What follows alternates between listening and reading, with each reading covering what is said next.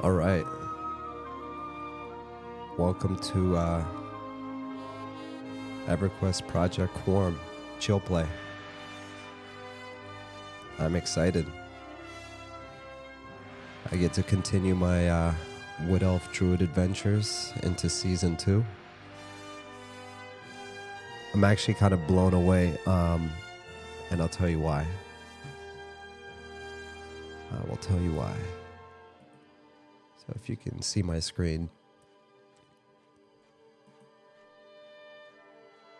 I started this channel back on November 8th, 2023, because I've been wanting to document my EverQuest experience. Like, right, I just want to record it. I want to relive the memories later.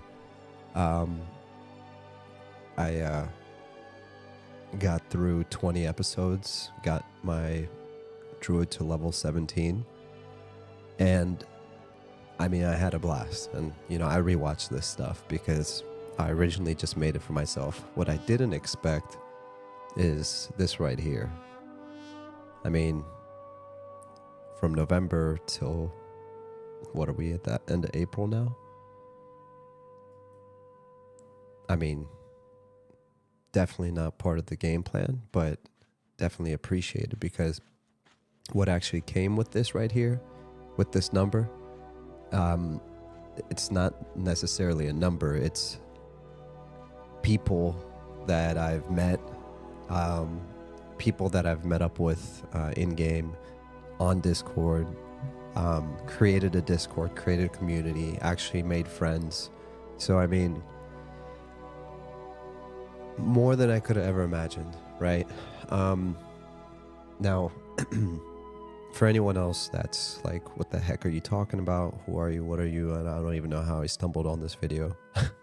I made this specifically just to like document EverQuest, but the reason I picked the name Class&Cool, it's like a play on words, classical, is because I like classical games, right? Classic games, but also cool stuff, right? So that can be anything from EverQuest to Helldivers too, right? So I'm not like a streamer or content creator or anything. I'm not even a gamer per se. But when I do game, I want to kind of document it. So that's a little bit about myself. But yeah, so we got through an entire season, 20 episodes. We are currently level 17, Wood Elf Druid. So we're going to be adventuring today and continuing that journey into Season 2. Before I get too far into that, I do want to bring up a couple things. If you are one of those people that is excited for games like EverQuest, Ultima Online, Dark Age of Camelot, Classic WoW, and you've wanted to relive that classic experience, obviously we have emulators, we have, you know, WoW Hardcore and WoW Classic, or for people that are not like big WoW fans, not fans, but they're not big WoW players like myself. I'm more of an EverQuest head. That's just what my first experience was. There's so many things going on in the industry. So if you don't know already, go check out Monsters and Memories. It's a classically inspired MMORPG, and it has an amazing community behind it. The guys are literally streaming their entire development process. So like the channels I have followed here, these are just the Monsters and Memories devs. They have so much going on, and they have a great sense of humor. So they're literally documenting their entire experience in building the game, and they're making the community a part of it. But I'm not going to talk about that during this video. That's going to be for a separate chat and chill where we can just hang out and chat. I do highly recommend you check out this video from 7 days ago. You can just search Monsters and Memories Chinny D, or type out the whole thing, Monsters and Memories Introduction and Early Access Info. Because he pretty much summarizes that they made an announcement that when their early access is going to be, what that's going to look like, I just think this video is a great introduction for anyone that's brand new to M&M, but also for returning players that might be interested in like what the roadmap is. You can always find that at the Monsters and Memories website, though, where they actually go over, excuse me, the entire roadmap, and also share all the work that they've been doing, the concept art, so forth and so on. The next reason I think it's an exciting time just to be interested in classically inspired MMOs is for stuff like Pantheon.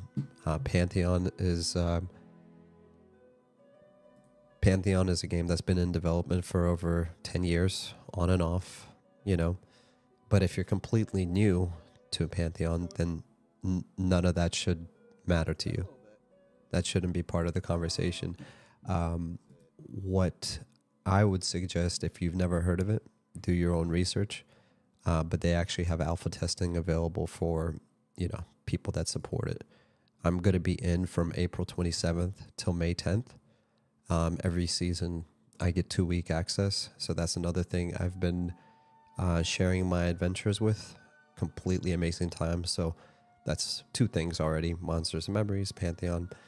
Last but not least, EverQuest Online. This came completely out of left field. Was not expecting this. I recently did a playtest on this. Also, indie developer, completely self-funded. Not asking the community for money or anything like that. Just trying to make a great game. And I think during the last playtest, stress test, there was around 600 people on the server. I was maxed out at like 120 FPS, no problem. But it's basically EverQuest only in Minecraft graphic style. So it's not Minecraft, it's just the art style that many other games have also imitated in the past. It's a MMORPG. It's currently in production. Definitely recommend you check it out. If you want to see my take on it, again, I have a playlist on that as well. Again, it's not so much about me. I just want you to be aware of this kind of stuff, because anyone that's an EQ head and is into classic MMOs has probably talked about it for like 2 decades now. Like, man, can't wait to have the next this, the next that. And so far, everything has been disappointed by these AAA game devs or flat out scam companies that are just trying to, you know, scheme on people's nostalgia or whatever, capitalize on it. And then there's also been legitimate disappointments like EverQuest Next, which I think would have been a great experience had it not closed its doors, right? So yeah, that's all I have for there. I'm not going to talk too much about that. I think I shared everything I wanted to share. And yeah, we're going to just go ahead and enjoy some EverQuest. Did I cover everything? Let me think. Yeah, so I thanked everyone for being who they are. Thank you for hanging out, yada yada, did that. I think we can just go ahead and enjoy some EQ now. Enough of my yapping. Close out all these crazy tabs.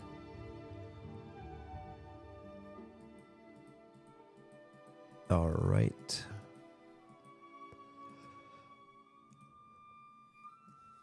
And again, like, this is all just me having a conversation with you. Not necessarily anything scripted, just some things I really wanted to say to you guys. And really just appreciation for everything.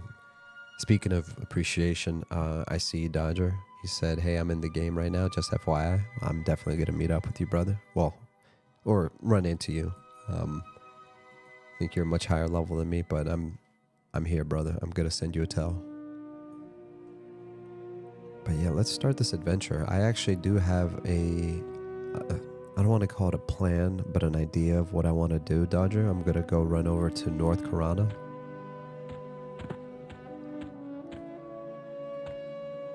Gosh, it feels so good to be back. It feels so good to be back in Norrath. Yeah, I was trying out some things. I was playing around with. Obviously, I had the EverQuest playtest There was like a week back in February, I think I was doing Pantheon and, to be honest, just so many cool opportunities to try cool things. And then out of nowhere, you know, I don't hop on just for the sake of playing them. But EverQuest, Helldivers 2 caught me off guard because I'm like, you know what? Let me give this game a shot, right? I've heard nothing but good things about it. So I gave it a shot, and man, I mean, as an EQ MMO fan, it was perfect. I mean, I jumped right in into the role play aspect of it. You know, fighting for Super Earth, spreading managed democracy, like, and the cool thing is that, you know, like these EQ sessions, these are like 2, 3, 4 hour sessions. Helldivers, I can go in, you know, check out what the community is trying to liberate, hop in for an hour, and then just like relieve some after work related stress. So yeah, just even if you're not into shooters, yeah, like I'm not, you know, I think the last shooter I was truly into was like Counter-Strike 1.6. Yeah, I'm not, I mean, I'm into all that stuff. I'm just not into it. Like, I don't get sweaty. I don't try. I'm not a try hard. And if anything, I get frustrated if I have to try hard. I'm just like, dude, I just want to stare at pixels on a screen and get a reward for it. I said that at the beginning of the video too. I mean, I don't necessarily consider myself a gamer, because you can literally catch me going on like a 3-month or 3-year hiatus, and I won't even pick up a game. But to be honest, just being on YouTube and hanging out with you people has been probably the most fun I've ever had in the gaming scene.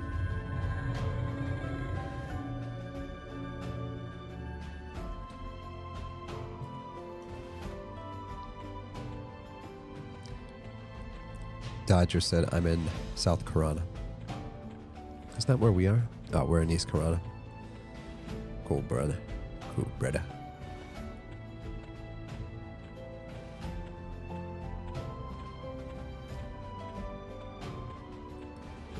Gosh, I love being a Druid. Just with the mobility and the SAO and the ports.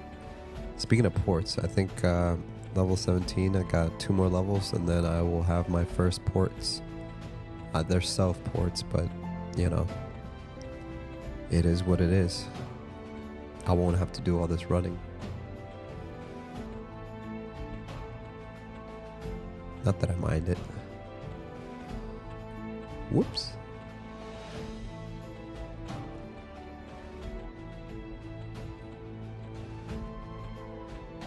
Oh yeah, and I'm still getting over some sinuses, so definitely gonna have to like step away once every however many minutes to clear that out. But I'm feeling much better. I feel like the past week I haven't been able to like talk properly at all. I mean, it's questionable. Can I ever talk properly? But it's definitely been annoying, matter of fact.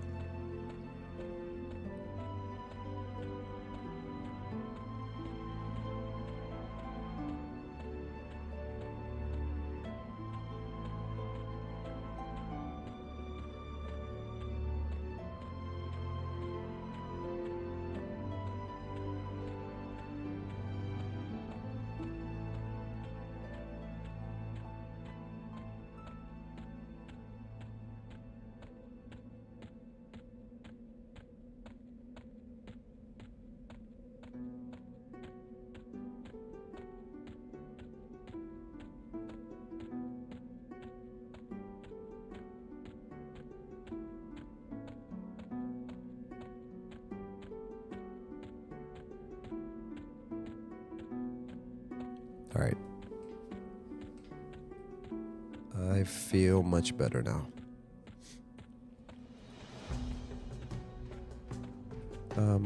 Let's see if we can give this person a SOW. There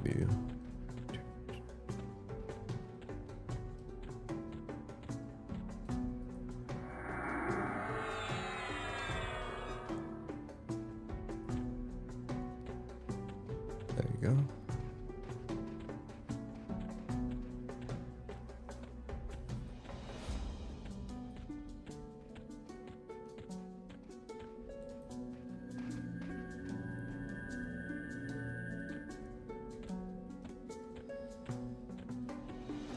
Sylvie said.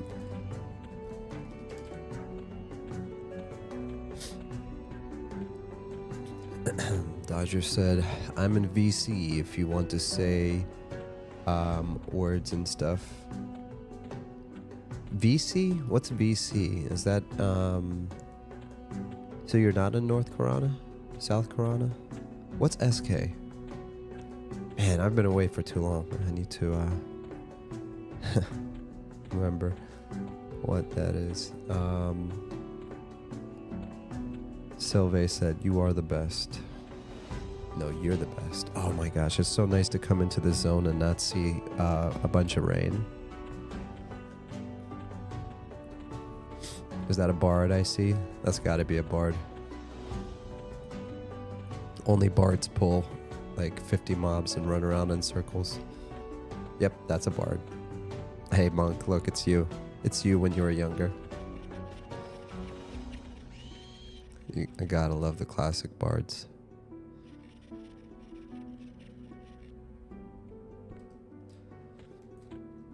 All right, I want to try something. I want to go ahead and there's a part of the zone where it's basically like a camp. Oh, it's not a camp, but like a merchant camp. And in that merchant camp, there's a vendor, but it's basically like a little chill spot. Let's pull up the map. So we're in East Corona. East Corona. There you go. Oh, you know what? This is really cool. Let me see if I still have this set up properly. There we go. Okay, cool. So we can look at it together. Farmers with farmers. High hold pass. Oh, it's right here. So I'm supposed to make a right this way. See, who says there's no in-game maps in EverQuest? It's right here. You're looking at it. I'm in voice chat if you want to say. Oh, okay. You're in voice chat. Okay, cool. All right, brother. I will join you soon. I'm just going to check a few things out and I'll come hang out with you. What is this? Just a will-o-wisp? Watch it, watch it. It's gonna drop a greater lightstone. I can feel it.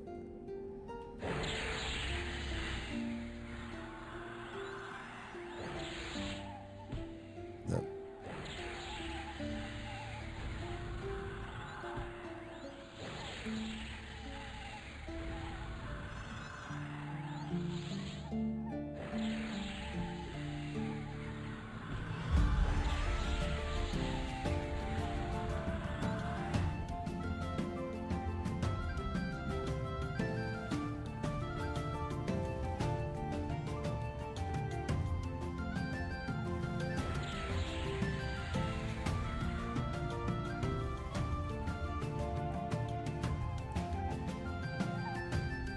Oh, will-o-wisp.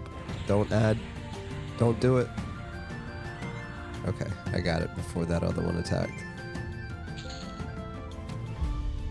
Okay. It wasn't meant to be. Alright, so this is the area I was talking about. Let me pull the map back up. So this is Area 3, shops selling weapons, food, goods, and cloth armor. And I think there's also like a guard here. So if I get too much aggro, I can always run back and... Oh, what are... Look at these guys. They're like light blue and blue. Wonder what they're fighting here.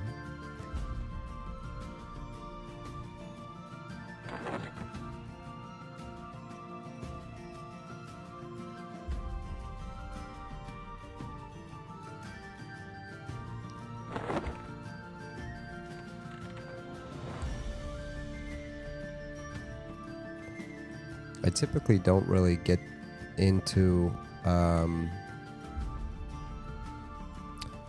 soloing too hardcore until I get higher levels. At least as a druid, I think it makes more sense for me to find a group.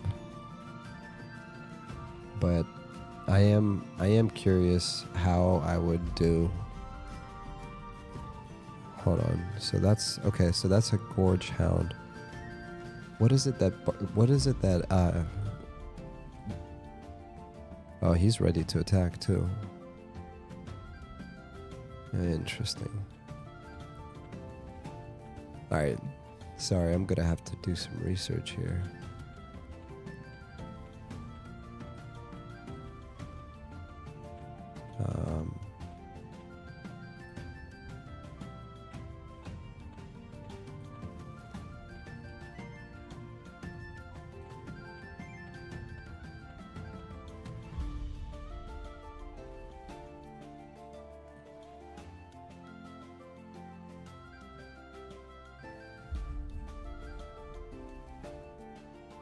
So we are where? East Karana? Yeah.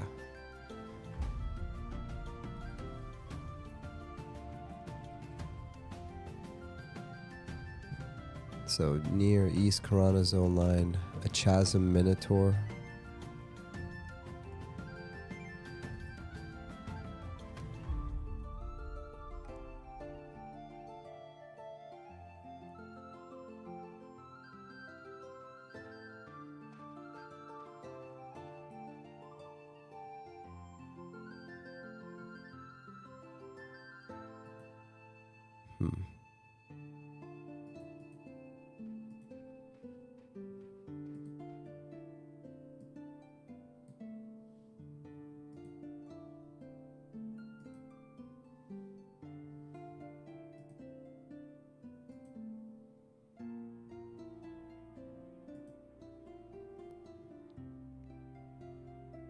Okay, good for Necros. That's why the Necros are there. That makes sense.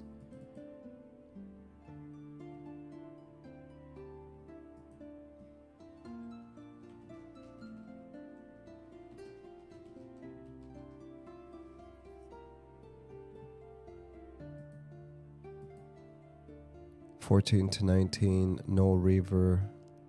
Null is in the southwest. Good for AFK.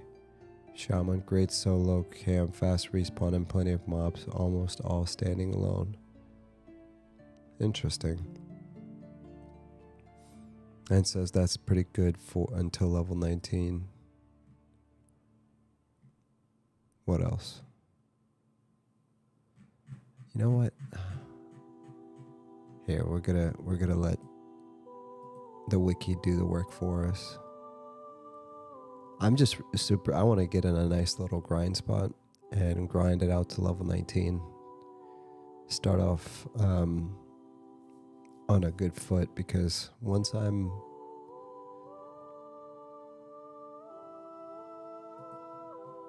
level 19, it's going to be a game changer.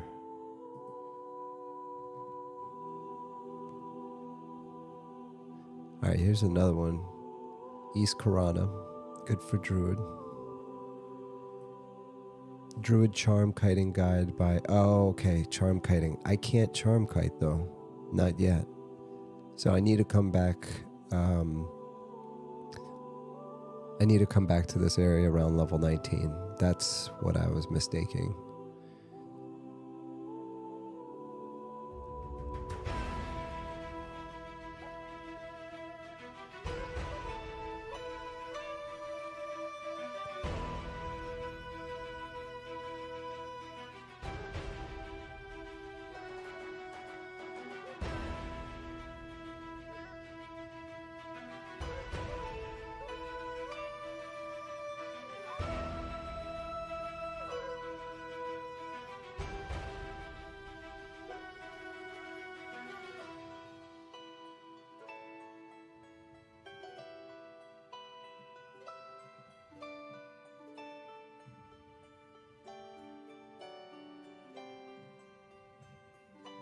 Alright. I think we're just gonna go get the knolls then.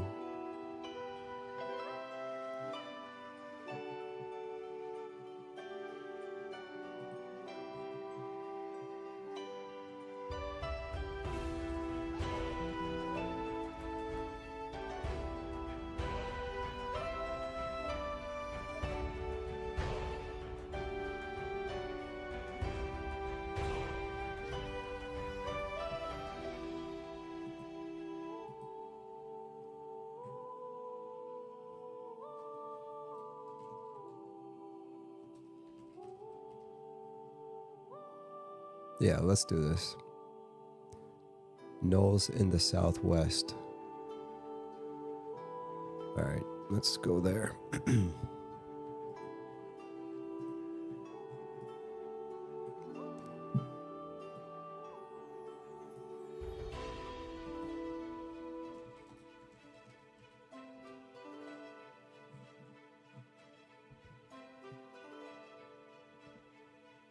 Oh, I know what this is. I know where we're going.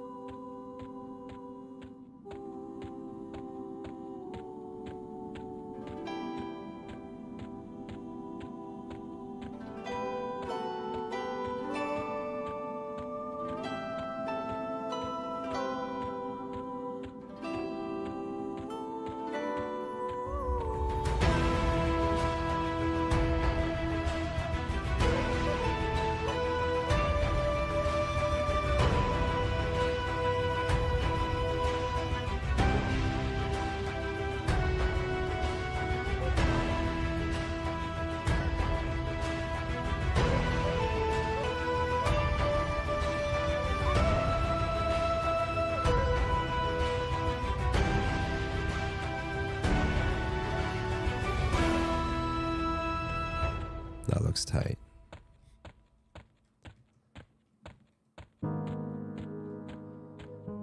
Alright, so we are getting close.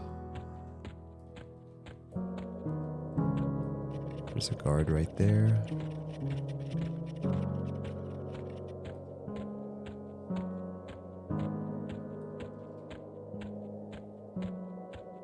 Should be an obelisk over here.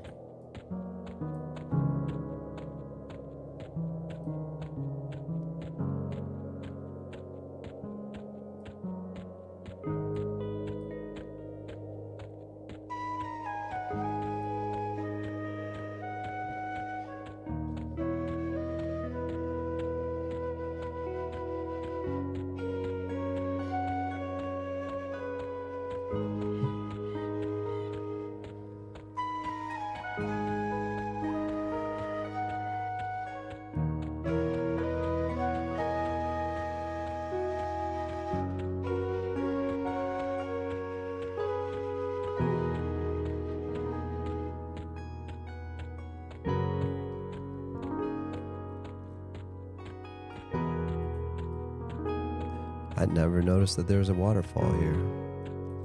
Hold on. So we're gonna be... Okay, this is perfect. Because they're white con. I've never, in my 25 some odd years of EQ, knew that there was a waterfall here. How am I still discovering random things? What the? And there's a fish. There's a fishing camp here. Now, anyone that knows me knows how much I love me a fishing camp. There's even a wood elf guard here. What is this place?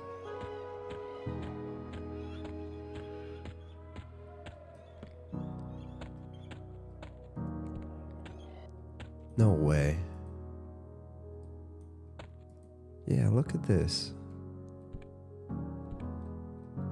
I'm going to say this again. I've said this to the Monsters and Memories devs before. I'll say it again. Make sure you spread a healthy amount of fishing camps around. Oh, there's what is he doing running this way? Is he coming after me? Hey, buddy, what are you doing? You don't want this. You're not about that life.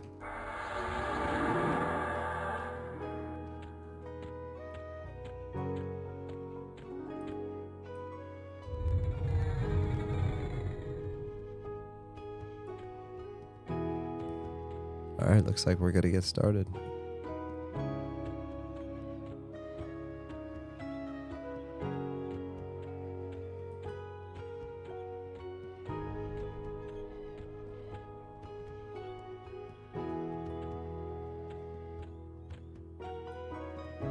I'm gonna make him take a seat.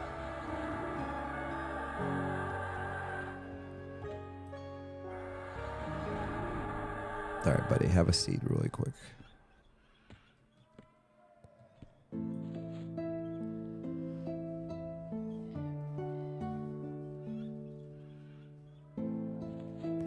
I said sit down, buddy.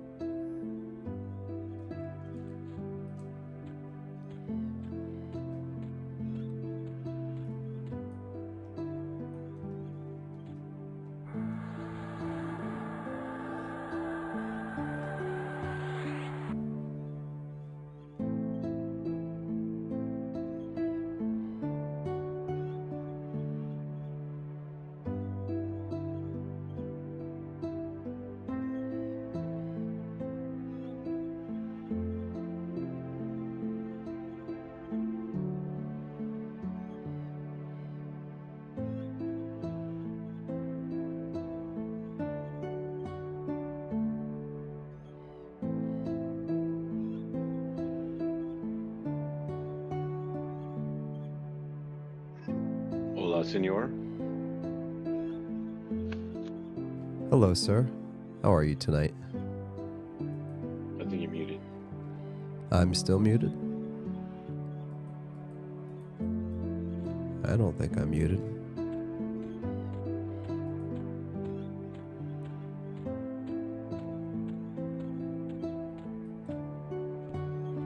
Okay, I can't hear you in chat. I'm just gonna have to exit out and join back in.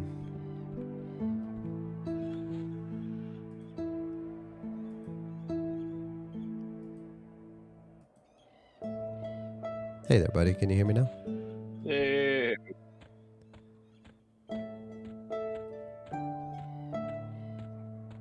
It also wasn't. Wow, there's quite an echo too.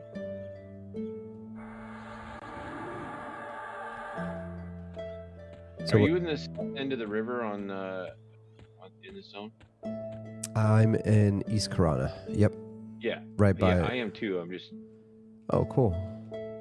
I just don't know exactly where you are, where that waterfall is. Is that on the north end of the zone? South end of the zone? I think it's south. It's to the left of the bridge that goes to the other zone. I'd have to look at a map to remember.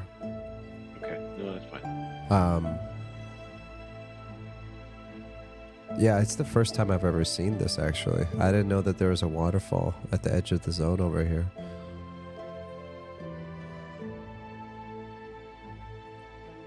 Let me see here.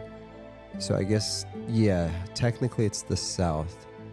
So like if you're facing the bridge to go to northern Karana. Oh, I see it. I just found it. Yep. I see it now. Came around the bend. There's more gnolls. Or is that you? Is that you? That's you. Okay. Yeah, I was gonna hunt the. There's a gnoll camp right there. And yeah, this random gnoll just followed me all the way to the fishing camp. Like, how did this guy... It seems like he wasn't even following me at first. He likes you. Yeah, apparently. Look, a gnome.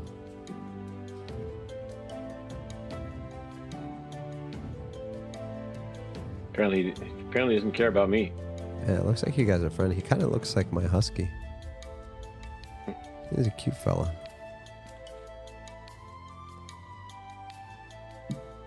He really does not like you. He's like giving you the stink eye there. He really is. His eyes are like bloodshot red. He's not happy. I let him get one hit off just to be nice. You know what? I should have got my heal spell.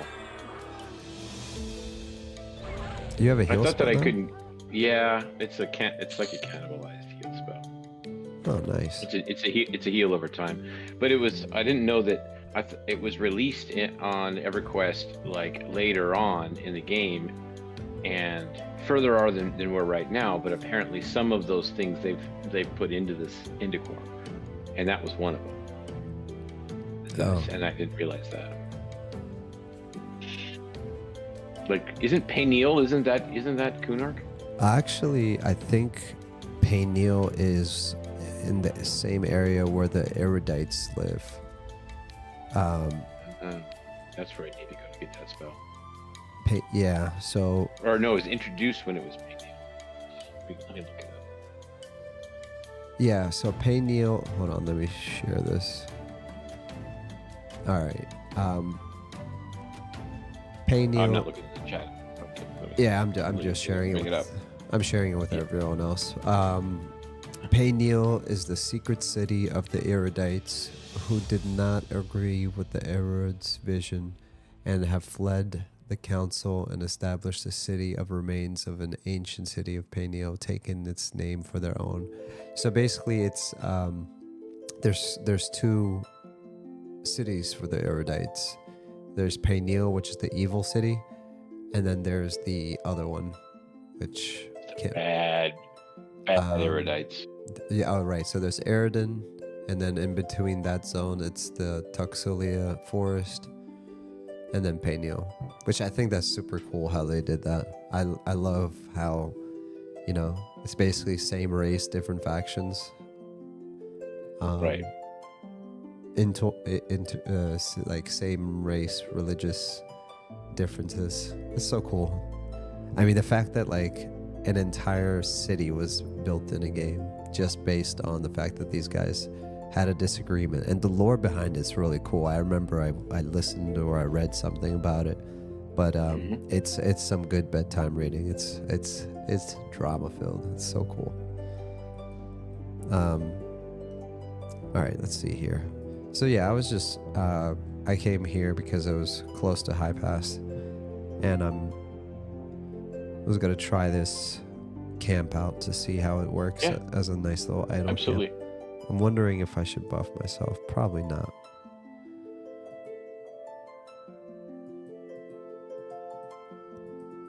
How's what level are you now, by the way? Oh, let me look. 31 or 32 or something, I think. Nice, dude. 31. Yeah, obviously I haven't been caring too much about leveling up because I'm sure Hypto's at like 50 already. Oh yeah. I haven't been playing a lot. I'm trying to find. There's a heal over time spell, Uh-huh. and I know I missed it. There's a leech spell. There's a siphon spell, but I want to go get it. And that way I can actually. Oh, here it is. Shadow compact. Here it is. Got it.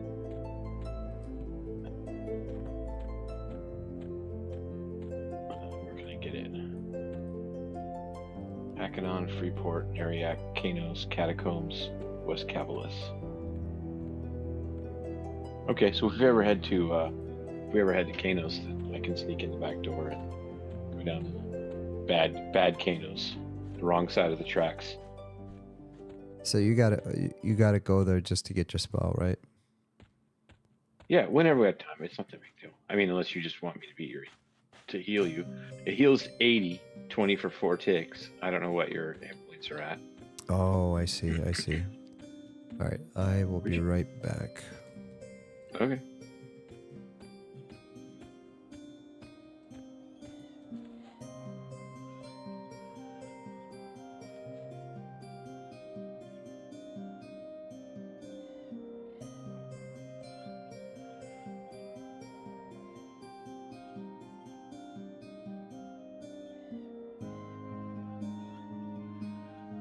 You don't want to let everybody know that you're kissing. Smoochy, smoochy, smoochy. I unmuted it. That's the whole world's gonna know. That you fucked my ass. That I fucked your ass earlier. Correct. They are gonna do that. Okay. What is this? Oh yes, all the fun. The quest right now. Fun. You know how you do this, man. Your invention. Alrighty. Well, I shall do that.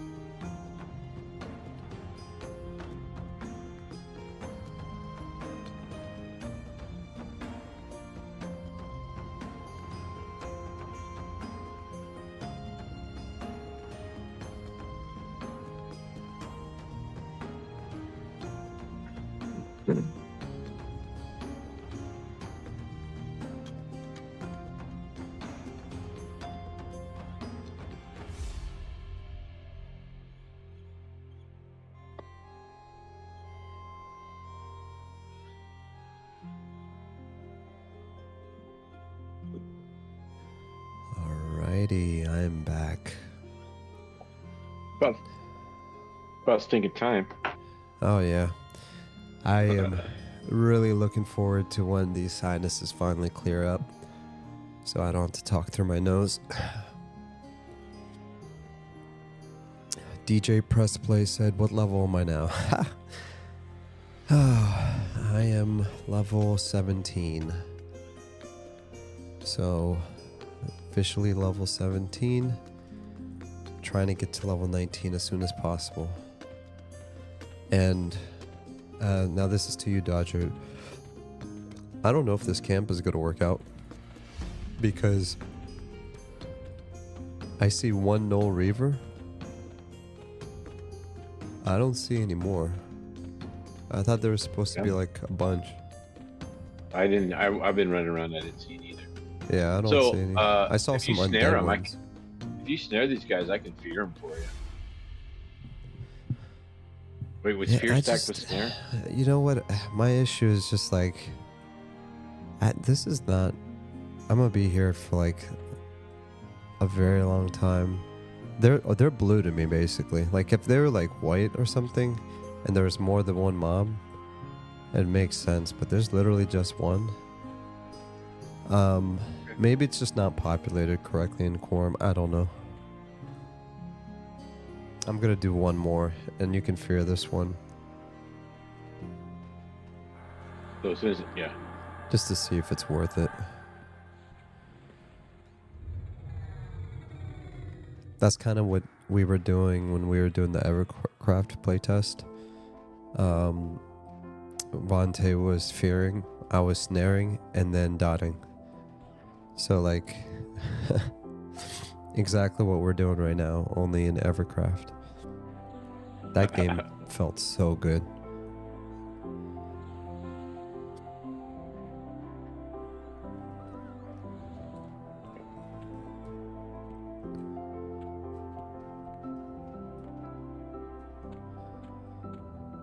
Sorry, I just had to take this wolf.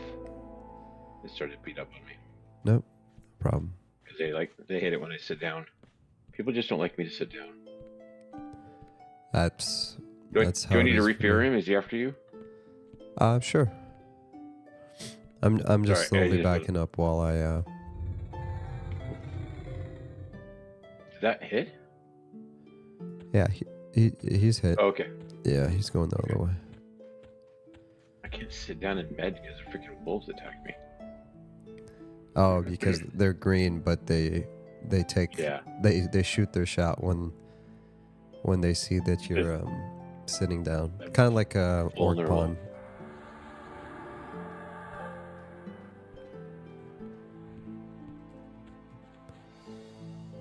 This shouldn't take any XP from you, right? No, not at all.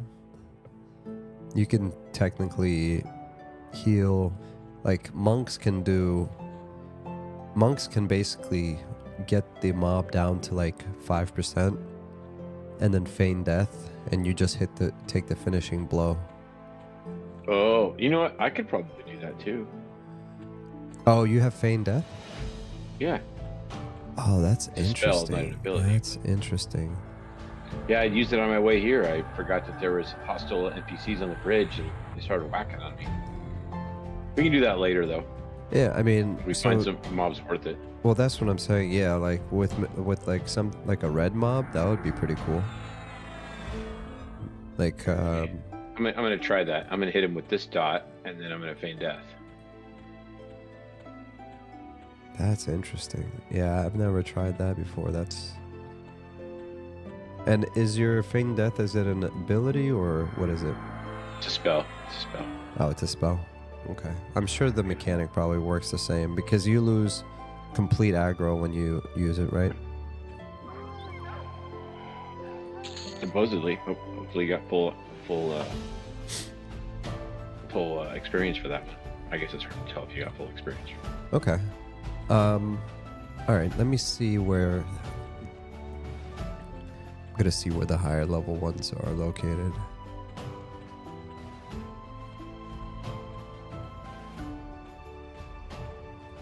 A little ranger running around. Oh, so cute. Look at that little ranger. I'm just checking to see what levels. And what level are you? 31.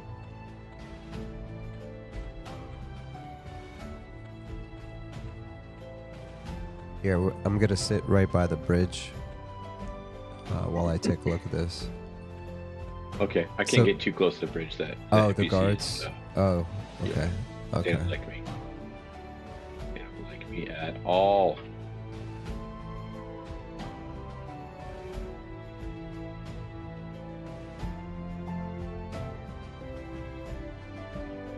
I mean, if you can look along the Karanas too. If we could slowly make our way, if you find some camps that way, and then sometime tonight we can run over to Kano's. So what I was gonna say is, we can try it with a Craig spider. They're level 18 to 21.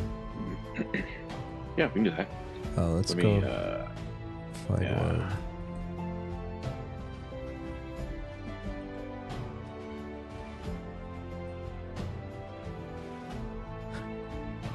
That guard is KOS which one? to me. This one that's right here. Okay, cool. All right, well, we're gonna run this way. We're gonna run to the zone line for high pass. Razman. Well, said, hopefully not all the way to the zone line. No, just where the opening. Basically, where the spiders are. Yeah, gotcha. There's like 3. Oh, you know what? I think I saw somebody quad kiting him. There's like Yeah. a whole swarm of them over here. Yeah, I saw them. I saw him too. The bard. That there it is. So they might all be taken, or they might be respawning. We just need one. So Yeah. okay, so there's a spider up there. Razman said season 2 premiere. Oh snap! Yeah, man. Why did you pick this as being season? What was the defining line between season 1 and season 2? 20 episodes? Oh, okay. Yeah, just I don't want to get carried away with, you know. Well, two things: the quantity and also just the like for me personally, it's kind of like shifting. Sorry, we're not gears. taking this. I thought we were taking this one. Is that a Craig spider? Oh no, it's a carrion spider. Yeah, Oh. no, that thing is light green. Oh, okay. That's fine. He's got carrion That's fine. spiders. Where are the? Hold on. There's one Craig up here. spiders. Oh. Oh, it's a carrion spider as well. Hold on. So they are.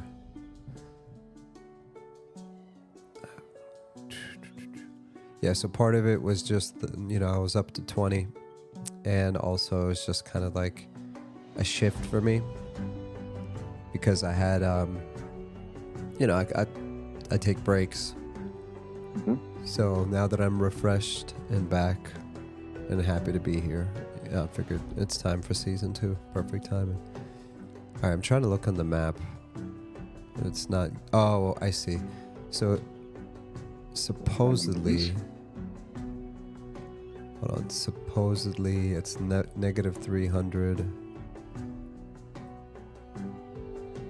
These spiders can drop as many as 10 spider silks at a time, making them one of the most excellent sources for silk available. Well, that's why I saw a Necro out here taking out crack spiders. Or spiders. I don't remember if they were crack or not. Okay, and I think you were saying you saw one. Is that right? No, I thought it was. I'm up here on the hill in the north. Thought maybe they might spawn up here. Let's see. So negative 300. Let's see. Negative 300, negative 3,000. So it's, oh, you went down there. Yeah. That's technically where it's supposed to be then. All right, I'm going to run in that direction too.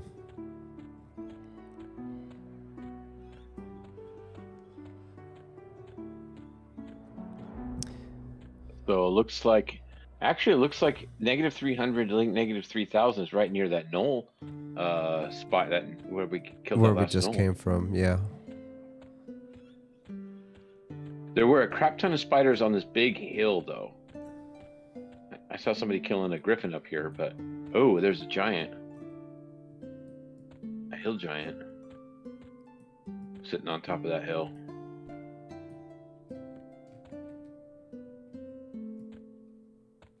Yeah, that's a carrion spider. Are they the same model as the carrion spiders? Are they? Do you know? Oh, you know what? There's a hill giant here. Did you know that? Did you? Oh, are you I not found hearing it. me? Yeah, I heard you. Oh, okay. All right. I just thought my audio might have cut out. No, I hear you. I found a Craig spider. Okay. And where It's are you? 'Cause I was looking right for on two. top of the mountain where the hill giants are. Oh, that'll be fun. Is that you sitting there, right? No, I'm not that's sitting and Weathers. running. No, it's just another gnome. I'm just at another no. There's only one of me.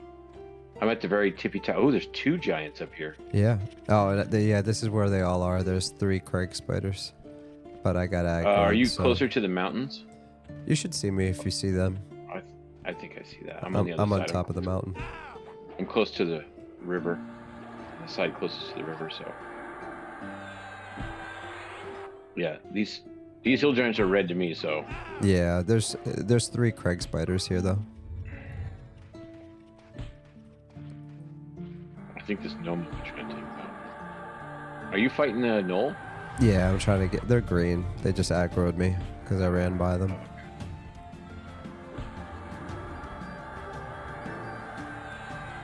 Ooh, it's named. For some reason, I thought they were like, I don't know, Knoll traders. Like they were friends with the guards or something.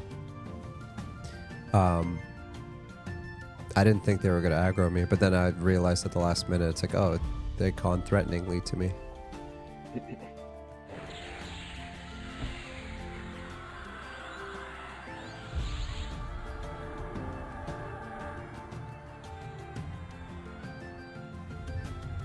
Ah, what a waste of mana. Alright, I'm gonna med up.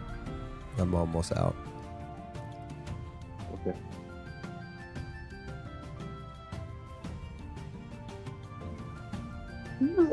Nice. So where were the And- crag spiders at? They're all up. Oh, yeah. nice. So there's 1, 2, 3, 4, Yeah. 3 actually, and then there was another one that was back here. I'm gonna sit over here and med really quick just so this hill giant doesn't aggro me. We can take the hill giant. Kidding, we can't take the hill giant. What are they conned to you, by the way? Red. Oh, they're red to you. Yeah, they're. Oh, let's see what level they are. They're 33 to 37, so those are probably 35, 36, 37. So Makes sense.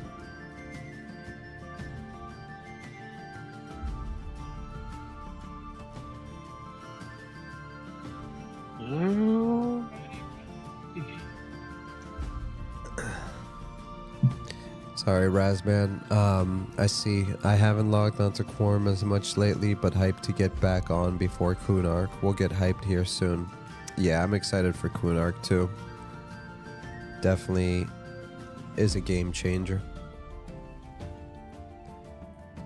Alright. Alright, so if you want to pull... there's one coming over here. Huh? There's one just look to your left. Got one close to us. Not right. What, the crack spider? Oh, this one? Yeah. Okay. Yeah, so if you want to, I don't know how you want to get it to low health and then try to feign death it. I can try to put the finishing hit on it. I think it would be better to just pull it to the side though. Yeah, I'm going to pull it back here so we don't get this griffin. Where'd you? I went backwards. Basically, I'm hugging the zone line. Oh, there you are. I see you.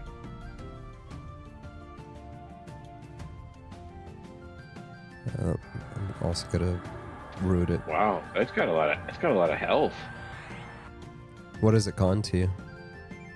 I mean, it's green, but Oh, it's green. I've got two dots on it. Still not going down that fast. Oh, the darkness wore off. What? How did darkness wear off already?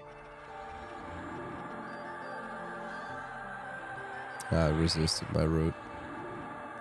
Oh, my spell did not take hold. Oh, they must have some additional resists or something. Oh, it didn't take hold because it's rooted. So you can't root something. You can't snare something that's rooted. Oh, snare. Sorry, I thought you meant a dot.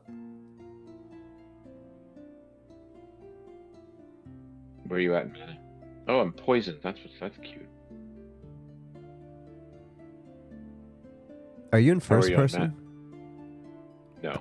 How am I on mana? Yeah. 40.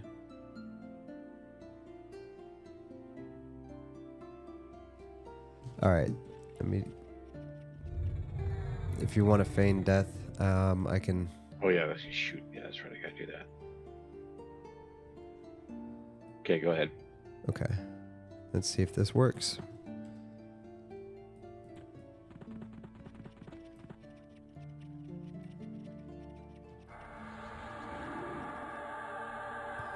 All right. So it is at 1%. Oh, look at that. That worked. Nice. Nice. I just have to med up because I have like no mana now. Oh, that's no good. So that is dang, that sucks. What? That I have no mana? Oh yeah, no, I mean they have a lot of XP. I mean HP, so the fact that they drain so much mana sucks. Yeah. Yeah, I was surprised. I was surprised that they weren't going down quicker. Let's see. Well, what level are they? They're up to 21, I think. Yeah, 18 to 21. Yep. I'm surprised by that. Let's see. Let's look at it. So they've got 600 hit points. I don't know if that's good or not.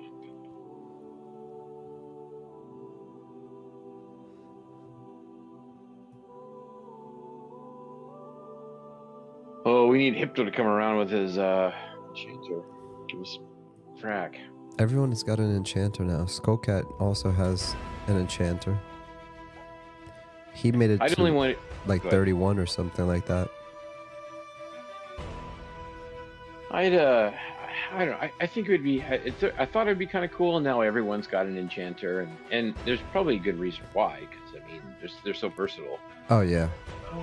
And, and if you like trade skills, like enchanter's the way to go. Yep. Yeah, I'm definitely gonna be. If anything, I'd rather just make a mage.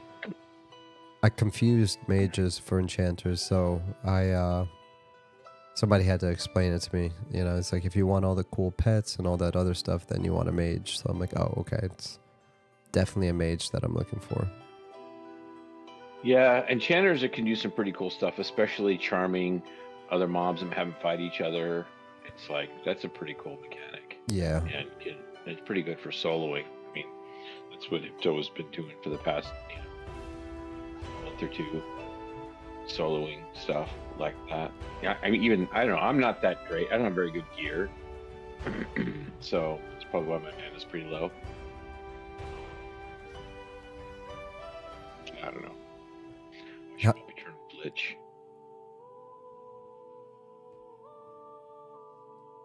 And do they still have the bonus zones? What is it? Kern's Tower? You know what? I don't know. I think I'm over leveled for that, but I don't know.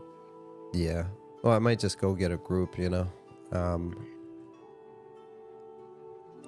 That way I can. Yeah, there's a book over in Western Karana that should take you back to the ET Commons.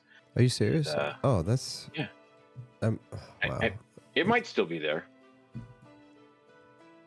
Last time I played, the books were back, but that was a couple weeks ago. So yeah, that makes life a lot easier. yeah, the books take you to that weird undead shard place, and then you just run across and go to the one to the left of the throne, and it takes you to North Row. and then you can just run up to the tunnel. Alternatively, Go ahead. alternatively, I just have to gate to high pass and run through 2 zones. So it's not the end of the world. Oh yeah, I guess running all the way across the Karanas would. Oh, you're right. So it's all the way over to West Corona, right? So we're Yeah, it's at the zone line to it's a zone line to Kano's Hills. Oh, yeah. So you'd have to run the entire length. Yeah, okay. Yeah, you're right. Probably going that way would be better. I don't even. Where am I? I don't even know where I'm. Oh, here comes the rain. I'm bound in Lesser Fadark, which actually would work because it's right there next to Mistmore, but then it's a short run to the book in Lesser Fadark. Well, I don't know why I'm talking about. I'm not going to go to Kerns. I'm too high level for Kerns. Yeah. I to be honest, I avoided Currents for the longest time, and then finally I'm just like, you know what? I think Skullcat was telling me how I was like, yeah, I gave in too. He went there and he ended up getting 2 levels in one night. I was like, yeah, I'd much rather do that. Yeah, it was a pretty good run there. Yeah, I mean, I enjoy just exploring and doing all this stuff, but at this point, it's kind of like I'll feel a lot better when I'm in my 30s, just because there's so much more versatility I'll have by then. Right. This little stretch from like 17 to 19 is kind of painful, but after this, it's smooth sailing to 50. 19 is when I get my first real charm spell, fear, and my ports.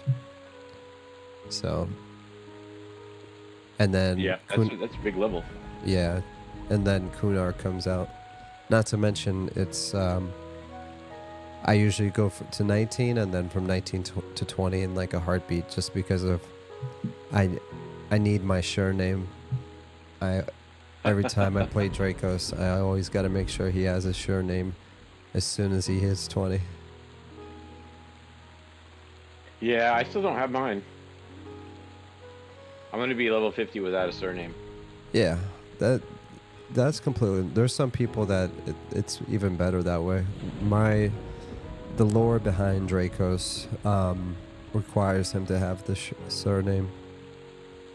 Otherwise, I would think of a. Required to. Otherwise, like on some of my alts, like Swifty. Obviously, I'm not gonna change that. I have another one named Daggers. It just, I'm not gonna give him a surname. Right. But Draekos Draconis, son to Drake Draconis, which was a Wood Elf warrior. There's a whole. What was the level story for the surname in EverCraft? I don't remember I didn't know what level that was. I didn't check, but I did notice that during the EverCraft test, there were some people running around with the surname. Yeah. They must have had it. What was the level cap? It was like 15 or something? I think there was people in their 20s. Really? I don't think. Okay. I'm not sure if they had a level cap, but I don't know. I'd have to ask. I guess, ready to go when you are. Yeah. Here, I'm gonna try to pull one more, and we'll just try to be efficient with it. But if it takes too much mana, we just won't even bother. All right, he's snared, and I'm gonna just run backwards so we don't get it, because I think they are social. So I got him with a dot. I'm gonna hit him with a dot too. All right. I need to get some health back. Which, of course, that means he's going to aggro on me. Wow, they do actually have a decent amount of health. No, I can heal myself. Don't waste that on there. I get to lifetime. Did that snare wear off? Oh, I didn't. Okay. Well, for some reason, he's taking off that way. Interesting. Did you fear him? Nope. He's at 40%. Yeah, I don't know why he started going the other direction. Maybe it's a pathing glitch. Alright. He's at 27. Yeah, so... Okay, I'll faint Why that. does it say that... he stopped as if he's about to die, but he's only at 21... 15. Okay, there Well, it is. Okay, He'll stop because he's snared below 20. below 20, right? Okay. Alright, he's... you can feign death now. Yep, I'm there. Okay, sweet. Let's see how much this gets us. So we're at 42%. Yeah, I that's think still going. The dot's still 42. going. Did you get it? Yeah. Good. Okay. So yeah, that's about 2% right there. That's pretty good.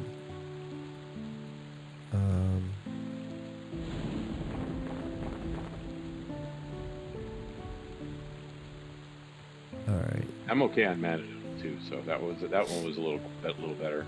Yeah, I think especially if I'm adding a dot to it too, it helps because those are yellow to me. There's the red ones. I'm curious to see how those are gonna work. How are you on mana? I'm at 83, so if you Okay. want, I can start pulling the next one. I can join you. It's not that bad. I gotta find one, so I'll just pull it to where you're meting. Oh, Giant's coming. Be careful coming back. Giant's coming back too. Okay. Close to where we were. All right, I found a spider, but it's red. So my snare might not hold. Okay. But Okay. yeah, be careful coming straight back. I see it. All right, it did not hold, and there's another spider that way. So I'm just gonna run him. I'll snare him. way. Okay. I was gonna wait until it got out the way, just because there's another spider coming. Okay, Looks like he resisted. Oh, you got him? Okay, cool. Yep. And there's another one right there, but it should be out of social aggro range.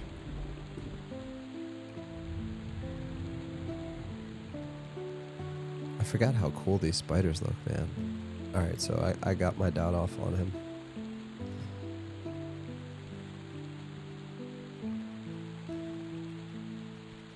I'm super stoked for the for tomorrow. Oh no! Oh no! Oh no! I gotta get further away from him. For what's tomorrow? Tomorrow is season 2 of... He's feared. Don't worry, Pantheon. he's feared. Okay. Season 2 of what? Season 2 of Pantheon. So Oh, that's so there's the I think the first level pledgers, they get like 1 week every season, and then the second level gets 2 weeks, and then the third level is they get unlimited access throughout the entire testing period. But basically, I was on the one week per Go ahead season. and kill him. Cool. I just got him with the dot. But basically, instead of having 1 week per season, I now have 2 weeks of access every season, and my access starts tomorrow. So I'm gonna cool. have 2 full weeks to just enjoy myself. Cause Oh, so you're not gonna be playing anything else other than Pantheon for the next 2 weeks? not necessarily. So I'm gonna focus on. I didn't get anything on that one. I gained experience for that one. Even though you, That's weird. Yeah, and feign death. You feign death. That's interesting. Maybe it doesn't work for Necros. Well, it worked the 2 times we just did it. That's weird. Yeah, the feign death probably glitched. I would say con him to see if it worked, but it's too late. Oh, you know, I wonder if it's because I had a dot going on the whole time. Could be. Alright, I'm gonna try pulling another one. I'm gonna do a yellow one this time. Actually, yeah, I'll do a yellow one, so I can snare it. I'll just nuke him for now instead of dotting him. Okay, I got one snared, and I'm gonna hit it with a dot. It's running slowly, but I'm on my way back. Okay. Maybe I'll just fear him and nuke him. That's what I'll do.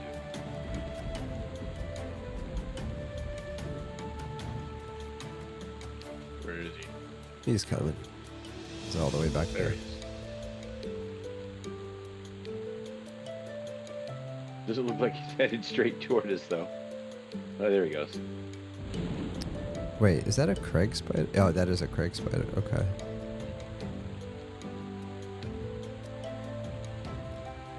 Alright, my dot's about to wear off. Let me fear him quick. Oh, he's coming after me. Snaring.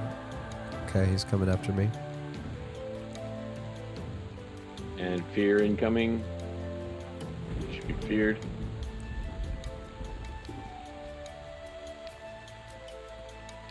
Doesn't seem to last very long. Yeah, they probably did that by design. They don't want you fear canning too much.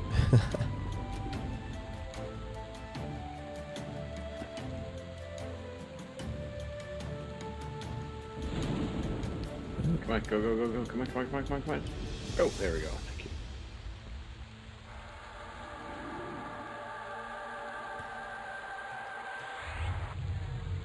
Alright, there it is. Now you can feign death. I just hit him with a snare. I mean, with a... What do you call it? Dot. Dot, dot, dot. Sweet. Dot, dot, Dot, dot. dot, dot. Yeah, I think once Pantheon becomes a little bit more accessible, obviously for people that don't necessarily want to be part of the development, but just want to play the game, I think you're really going to like it. Possibly. The only reason I pledged is because I actually, I've been wanting to support the project for almost a decade now, so this is kind of like my opportunity to do it and contribute. That was my biggest... Oh, wow, you got...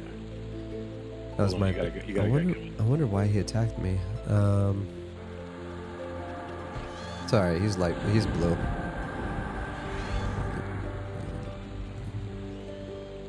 This guy's not dead yet. Let me nuke him. I'm gonna have to waste another dot on him. Is he still coming towards me even though I'm feigned death? Yeah, I think that's what's happening. Your feigned death is not holding. And I think that's what happened last time.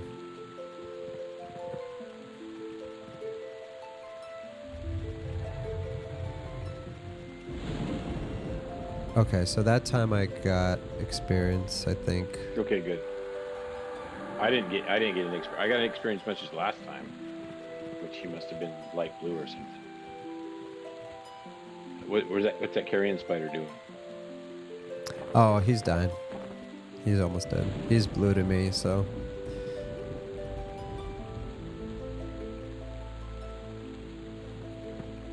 I'll fear him. Yeah, but there's like one random mechanic that I really like in Pantheon is you can have He's feared.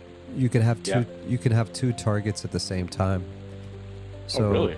yeah, so it's done in a very like common sense way. It's not like you have two targets and you have to balance it, right? Let's say you have a spell bar like we do. We have 8 slots and you're limited to only those 8 slots. But you have a healing spell there. But the rest of your spells are nukes.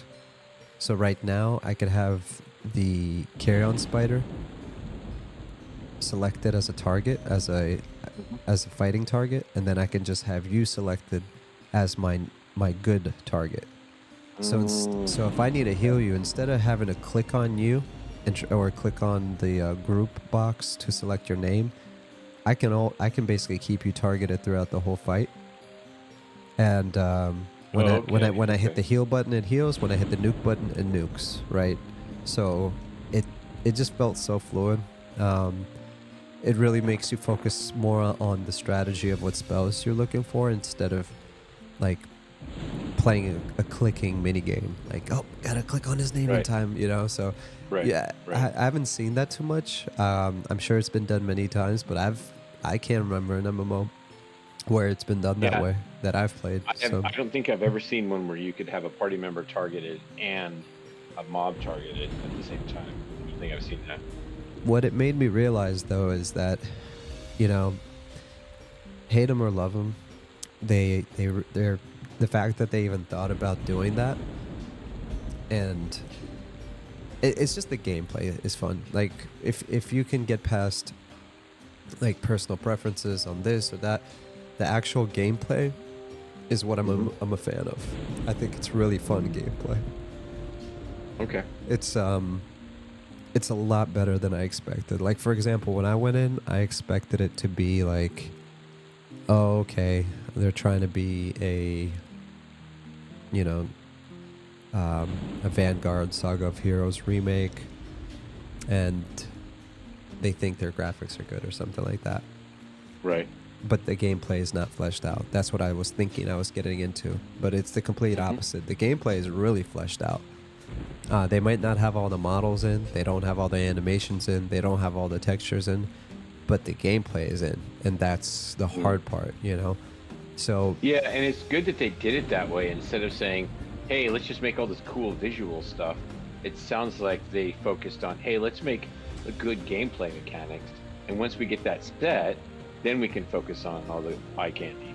yeah, and it's just fun, you know. It's fun and funny because kind of like when we're playing Helldivers and there's friendly fire. Like there's times.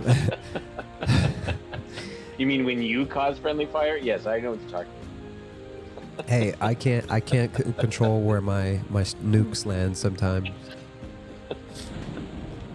Oh my gosh. But it's like sometimes, for example, like you'll be traveling with your buddies and then you'll climb down this hill and one of you like pushes the wrong button and then you know your friend ends up falling to their death.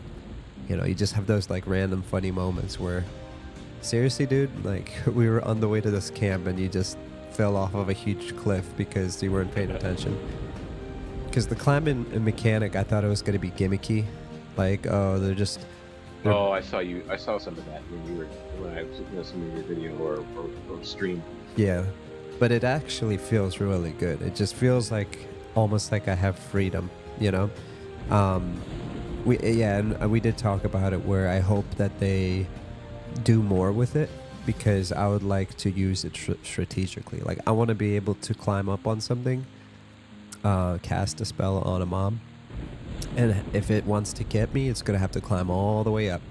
And while it's climbing, it's pretty much snared, right? So as long as they let you get away for that and like the mob can't just teleport, because then it is just fluff. Like what's the point of climbing if I have to climb but the mob doesn't? You know what I mean? Right, right. Well, I mean, I guess the only problem would be if that mechanic was abused, and the game then just became not challenging because all you had to do was find a place to climb, and then you could just hit everything and Exactly. not have to actually battle it. So I guess it depends on how that works out. Yeah, it's a very I that's one thing why I know that it's probably not an easy thing, because that's exactly what the purpose of it is. Like I want to be able to game the system to a certain degree, but how do they balance it to make it not broken? You know what I mean?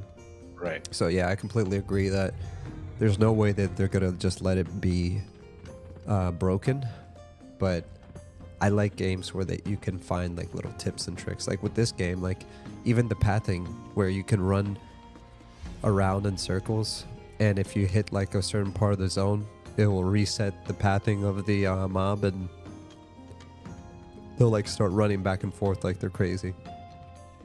And it was fun because like you find those like little discoveries, and Right. you know, now that you just had a memory, it's like, oh, I feel like I found a cheat code, even though it wasn't a cheat code. It's just the way the pathing was, you know. Yeah, It's a little cheesy. I didn't know about Strafe Run when I played it last time. I played the EverQuest last time, and I was trying to avoid doing that, the Strafe Run thing, but I ended up using it a couple times. Yeah, well, for example, like I didn't even know strafe run was a thing until recently, and the only time I've ever used it where it's been relevant for me is when I was trying to make it to the zone line, right? It actually made it even that much more fun because I was like, oh my gosh, I don't have a sow, I don't have any way of like getting away from. It was actually at the Crushbone. It was in Crushbone. I think it was like in episode 2. Yeah, like I'll never forget. That's like a permanent memory. And it was hilarious. But if it wasn't for the strafe run, yeah, it did save my rear. I do have to say that. So when you con it, does it say threatening to you now that you've feigned, or no? It says it differently. Okay, all right, so it worked. Yeah, so feign death just it doesn't work every time. That's normal, I think. What? I mean, like it's intended? No, I mean, like I think. So if I'm understanding the way it works for monks and for necros, is that it's not always guaranteed to work, or is it? Is it always technically supposed to work? I don't honestly know, to tell you the truth. I think it could be possible the last time is because I still had a dot active, so it was still attributing the damage to me. So that could have been what was going on there. Gotcha. I don't know if that's true or not, but it doesn't do it like it doesn't re-aggro if I have a pet though. If I have my skeleton out, I can feign death and it'll just start attacking my pet. So I don't know, the mechanics are weird. Yeah.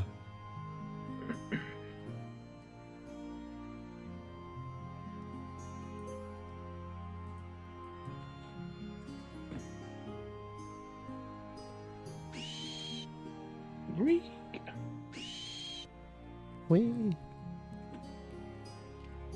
The textures look very sharp on this spider right now. I'm like all the way up to him and it's barely pixelated. It's like super sharp. This is Ducky's texture pack I'm using. Oh, I was just looking at it. Mine. Bring it up. I don't have yours. Your stream. Just 'cause it's confusing sometimes. Yeah, it's confusing to have it up. Oh yeah, it does look pretty sharp. Yeah, hold on. I'm gonna get up close and personal with it, but Yeah, I'm seeing it. yeah. I'm seeing his face. His ugly face. Where's the butt of it? Hold on. Ah, there it is. I was trying to get the logo. I mean the Black Widow little circle piece, but yeah. No, it's really cool.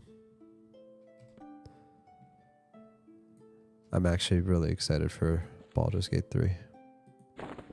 Yeah, me too, man. I put a video in there that doesn't have any spoilers, and on the Discord, and let me remember what it's called, but I highly recommend watching it because it will get you excited and it will also let you know everything you need to kind of be prepared for from when you install it, right? And I don't see a lot of guides like that, right? He goes through the most basic like stuff. Okay, when you start the game, you'll see this loading screen. And then you click on, like, it's actually better that way because I don't want to know about what happens in the game. I want to be prepared on when I'm creating my character and how am I spreading out my stats? What's relevant? How will it affect me in the future? How big of a deal is it? Oh, it's not a big deal? How so? Right? And he goes over all that. And, I mean, there's a reason why the dude has, like, almost 1 million views on this video. It's very well. It's called Baldur's Gate 3 Complete Beginner's Guide. So yeah. Yeah, as long as they don't talk too much about the storyline. There's zero story. They don't talk about any story. It's 100% no story. Just you'll see. Just watch the first like 5 minutes of it, and then you'll be like, oh yeah, this is. Yeah, I don't want any one of us to watch any story that defeats the purpose. Says Vontae. He already knows what's going on. So it says in the description the new. Hold on, let me. Where am I?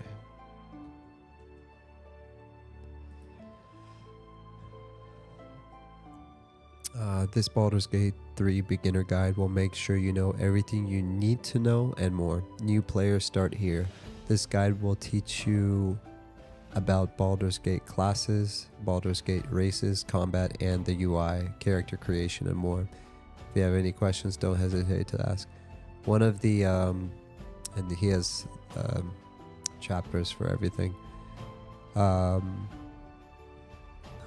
Somebody left a good comment. It was pretty much like, finally, somebody that made a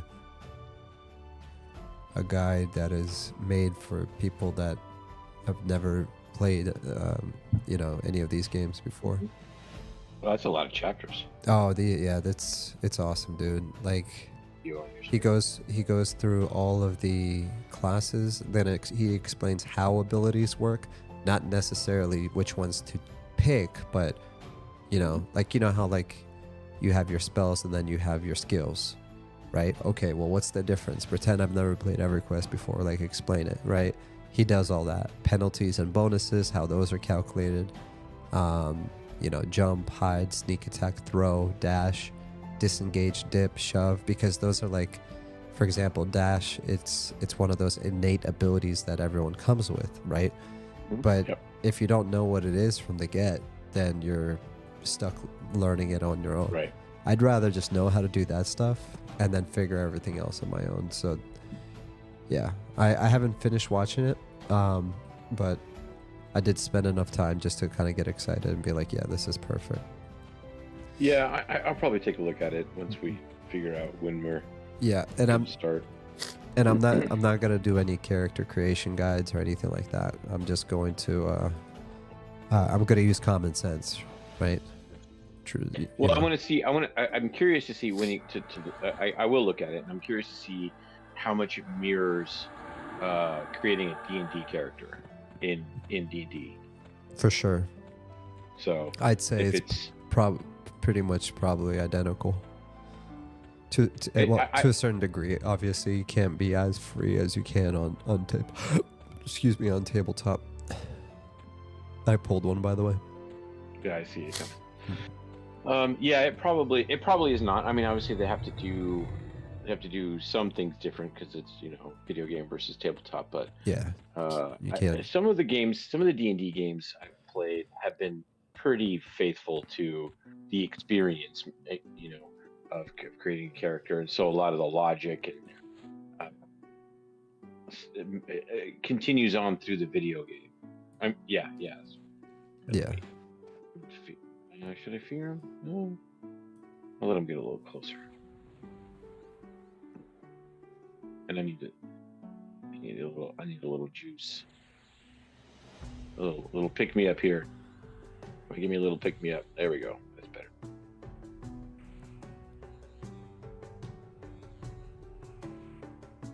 Yeah, I'm looking forward to it. I was trying to get my brother on it. If he's listening, you're a jackass. To get my brother on board. But he never really responded, so. Oh, whoa, stand up. Oh, I've got to actually click on here. I'll snare him again. Yeah, the snare broke, okay. We fear him. Yeah, and I think it's going to be good too that Monk decided to join us, because it's been on his wish list as well, just like I saw on Steam, because when I called him today, I was like, I noticed something on your wish list on Steam. So it's going to be perfect too, because, you know, it's right up his alley, just like with the EQ, you know. Only now we get to experience like a in-depth story. And I'm glad Vontae too, I mean, because at the end of the day, I know he says he knows too much, but I don't know. I think having one player that knows what to do. I did put some thought into the other stuff we talked about how like the quick save load stuff. And I do think that when I thought about it, I'm like, okay, well, let's say I was playing. I technically wouldn't even use the quick save unless I, like, if I just didn't plan the battle right at all, you know, like I completely bombed it. You know, I wouldn't want to just reset my character or like resurrect just because I made completely irresponsible like decisions because I just wasn't ready for that kind of encounter. I'd want to do it again until we got it right, you know, until it was like, okay, this is just unbeatable, and no matter what we do, like we're gonna lose this fight. We need to resurrect, and we need to go back to the drawing board. Like that's different. So I'm assuming that you don't like the idea of doing it on hardcore mode. I don't. Permadeath mode. No, I don't think it would make sense just because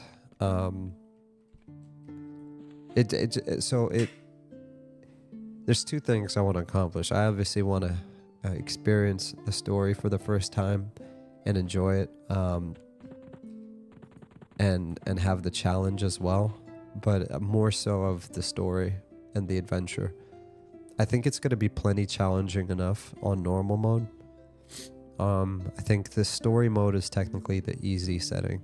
So if you want to just play the story, have minimal challenge where your decisions don't make too much of a big deal, there's easy mode, and normal mode is a healthy balance of risk versus reward. Like it's not going to be easy playing it on normal. And the hardcore mode, it's min-max. Like the guy actually explains it. He's like hard mode is basically you're a min-maxer. If you're min-maxing your character, then this is the one for you. And like if you know what you're doing, if you're not min-maxing and you make any mistakes in your character build, you will feel it and you will die over and over again. And that's just gonna get really frustrating because we technically have no idea what we're doing, you know, going into this. Right. Minus the experience I have, like common sense from playing Baldur's Gate 1 and 2, and then you have D&D background experience, you know. And having Vontae there would be cool because kind of like a dungeon master. Like a dungeon master isn't going to give away his secrets, but there's moments where we can ask him almost like a sage, like for guidance. It's like, hey, so, you know, what would common sense tell you to do in this situation? And there's probably content that he hasn't seen. If he's only done one playthrough, 100%. I'm sure that there's content and decisions that he made that we would do differently. I think the save thing would have to be like I'm almost wondering if that's like a group vote decision kind of deal. I don't know. Because it depends on, because he was saying that there are different ways to deal with death besides just, reload your save. So. Yeah, well, that's one of the things I want to, next time we meet up, to talk about. And he's going to have to be the one to explain it a little bit better because he should know how the mechanics of the game work. But yeah.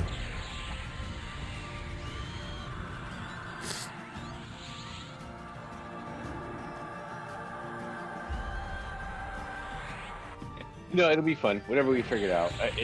I'm not married to any of the ideas. It's just. Yeah, no, there's plenty of brainstorming to do. The only thing I thought about was that one thing I just mentioned about, loading after failing a battle miserably. I don't think there's anything wrong with that. That's just part of the regular gameplay loop. I think the ladder of permadeath, that's kind of like playing EQ on hardcore mode, like solo self-found hardcore. That's something you don't do on your first playthrough. You know what I mean? If it's your first time playing EQ, you want to enjoy it. Like it's plenty difficult enough for you to suffer. So here's the discussion point on this topic, like this specific topic. So the whole this battle, I lost this battle, so I'm gonna reload the save so I can try it again, yada yada. That makes total sense for a single player game. Yep. Now, the math changes a little bit if it's a group. So I think that is so it makes total sense for that way. So I think trying to maybe come up with some sort of well, keep in mind, Baldur's Gate, regardless, it's not necessarily a solo game. You're always in a group. So sure. No, I understand that. I understand that there are other NPCs, but I'm talking about the gameplay experience. If it's a single player game, then that whole mechanic makes a lot of sense because that's a pretty common, game mechanic. Yeah, but if you're playing with other people and they die, and it's like, what? Are we just not going to play with that guy anymore? Like, it doesn't make sense.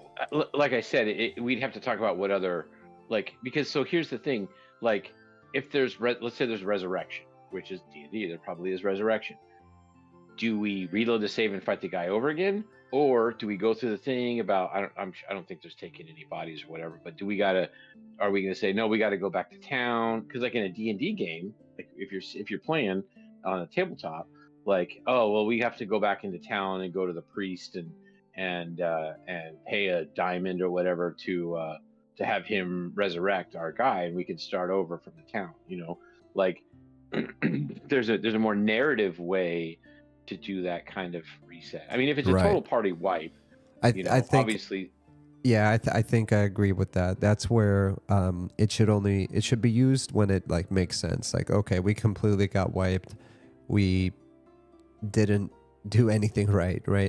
Let's reset it and let's go. But if it's a fair fight and everyone's actually using their noggins and somebody perishes, it is what it is. Or if we had a extremely powerful fight, long fight, whatever you want to call it, and we still ended up getting wiped by the hair of my chinny chin chin, it's dude, fair is fair.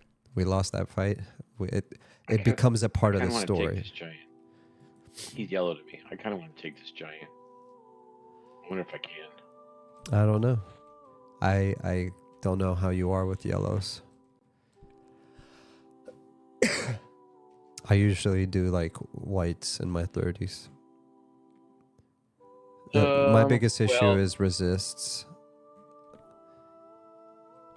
Yeah, well, I mean, you shouldn't do any resist. My problem would be mana, because I just had to. Let's see. You know what? I'm gonna do that. So you want to just maybe throw me some of your heals if you can? Sure. Because I think I'm gonna try to take this giant. Go for it. Why can't I hit it? Oh, I didn't do the noise, so I didn't realize it was. Gladiator Coda said, is EverQuest free on PC? Yes and no, and yes. So yes, no, and then yes. I'll answer that question, Gladiator, by saying it depends on which EverQuest we're talking about. So there's EverQuest Live, which is the original game that pretty much is still being supported by the original developers. And there's a monthly subscription fee, but there's also a free version where you can get into the game for free and just download it from EverQuest.com and start playing. So that's one of the EverQuests, right? The other one is an emulator where it basically takes the original EverQuest back from when it was released in 1999, and they're basically emulating a server of what it used to be like, and that is 100% free. Think of it kind of like if you want to play the original, what do you call that game? Mario. What is it? On Nintendo 64, if you want to play it on a PC, it's free on an emulator, right? It's kind of like the same concept. So this is the EverQuest on a server called. Let me see if I can heal you. Is he snared or no? He should be snared. Maybe it might have worn he's off. not snared, and he's resisting everything I throw at him. So I'm gonna have to. I'm probably gonna have to. Oh yeah, I'm dead. Oh, That was not worth it. All right, well, I'm gonna run away. Yeah, I would if I were you. He shouldn't be. Oh, because you tried to hit him. He's probably now going to aggro on you, huh? Oh yeah, he's on me. He is on me. Oh, I got a long ass run too. That sucks. That was kind of dumb. I shouldn't have done that. Oof. That was close. I gated right in time. Well, this is a good excuse as any to go see Kern's tower. All right, man. So it would be nice if I got you, if I had my ports, but they only self ports. So, where did you spawn though? I'm in Lesser Feydark. I'm gonna go over and hit the book and go over Lesser to Fate. Western Oh, wow. Karana and do the long run across the Karanas. Okay, well, I was gonna say, I was gonna find a way of getting you like a sow or something, but you're on the other side of the world. Yeah, it's all right. It's all good. Hey, but I mean, I think we did a good job regardless. Let me see who all East Carolina. Check in your guild really quick. Just be like, hey, any clerics on? Just so you can get your what do you call it? Get your XP back. XP back. Yeah, get your XP back. Right. Okay. No need to. Right. I'm not too worried about XP, honestly. If I was worried about it, I would be grinding this whole time. But I've been going back and forth. I probably should take it a little more seriously, so I can actually like level up. But I mean, obviously, don't. I wouldn't ever recommend taking it to the point of just like, oh, I'm gonna just keep dying for no reason, and losing XP. And obviously not like that. But I mean, yeah, it's okay not to take it seriously, too seriously, you know. Like I took a 3-week break from this.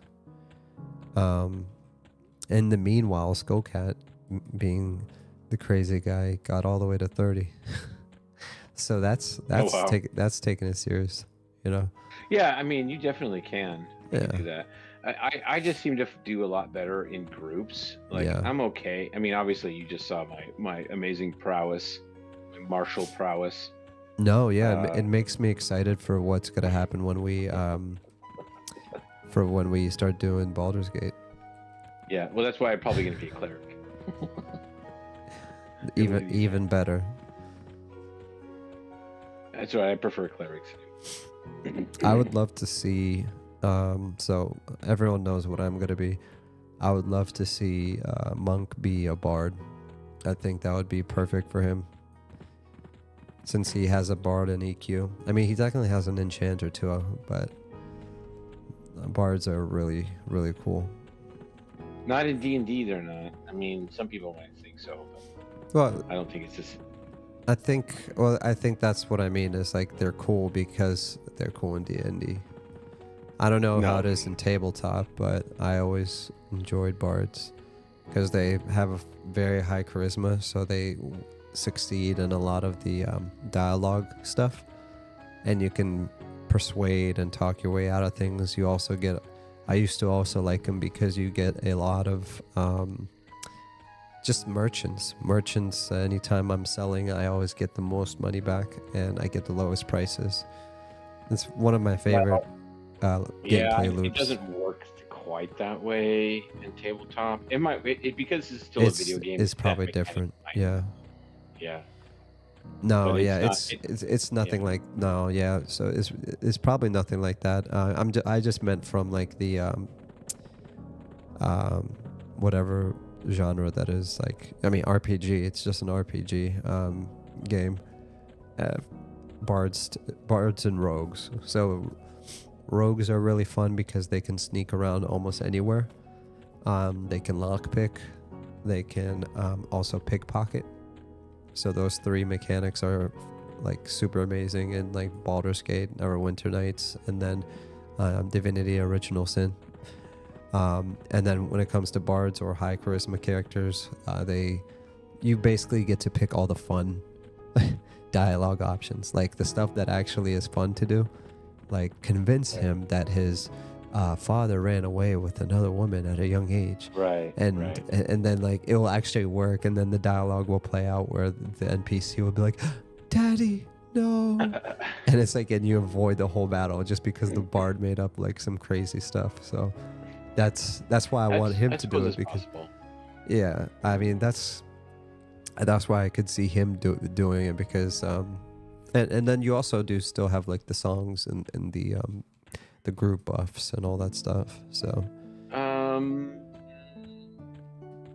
well, it's different in D&D because, like, yeah, they technically have songs, but they're just treated mechanically just like spells. It's like basically they're just another spellcaster. So with a different kind of flavor of spells, and the role playing behind it is that, oh, you're playing music for that, but as far as like, it's nothing like EverQuest and the way that they handle bards. yeah, I mean the bards in EverQuest are completely unique, so I definitely want to compare it to that. Here, I'll show you what I'm talking about.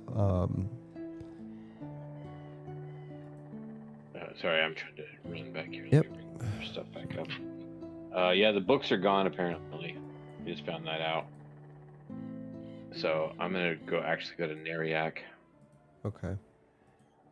All right, I'm gonna play this really quick. We have the Bard, your goofy, charismatic jack of all trades. Thanks to the fact that they specialize in charisma as their main stat, they're gonna be absolutely amazing at dialogue sections in the game. Okay. You'll be able to talk your way through just about anything a little bit easier than other classes. When creating the class, you get to choose between a hand drum, a flute, a lute, a lyre, and a violin as your primary instrument of choice. So if you'd like a class that can do just about everything and play an instrument, the Bard's for you. The Cleric is an amazing asset in any party. It can use a wide variety of weapons, it can buff yourself and your allies, it's super versatile, and has some of the best healing in the game. Can't get close enough to a downed member to help them up? No sweat. One of the best parts of the Cleric is its ability to pick up downed party members from up to 18 meters away. If you want to heal and keep everyone alive, the Cleric is a fantastic choice and a great addition to any group. Next up, we have the Druid. Okay, yeah, that's so. Yeah, there's. Sorry, I had to switch over to your stream when you were playing it. I didn't see it. I saw what you were talking about. Yeah, well, I mean, and once you watch the video, it's gonna go through each individual class.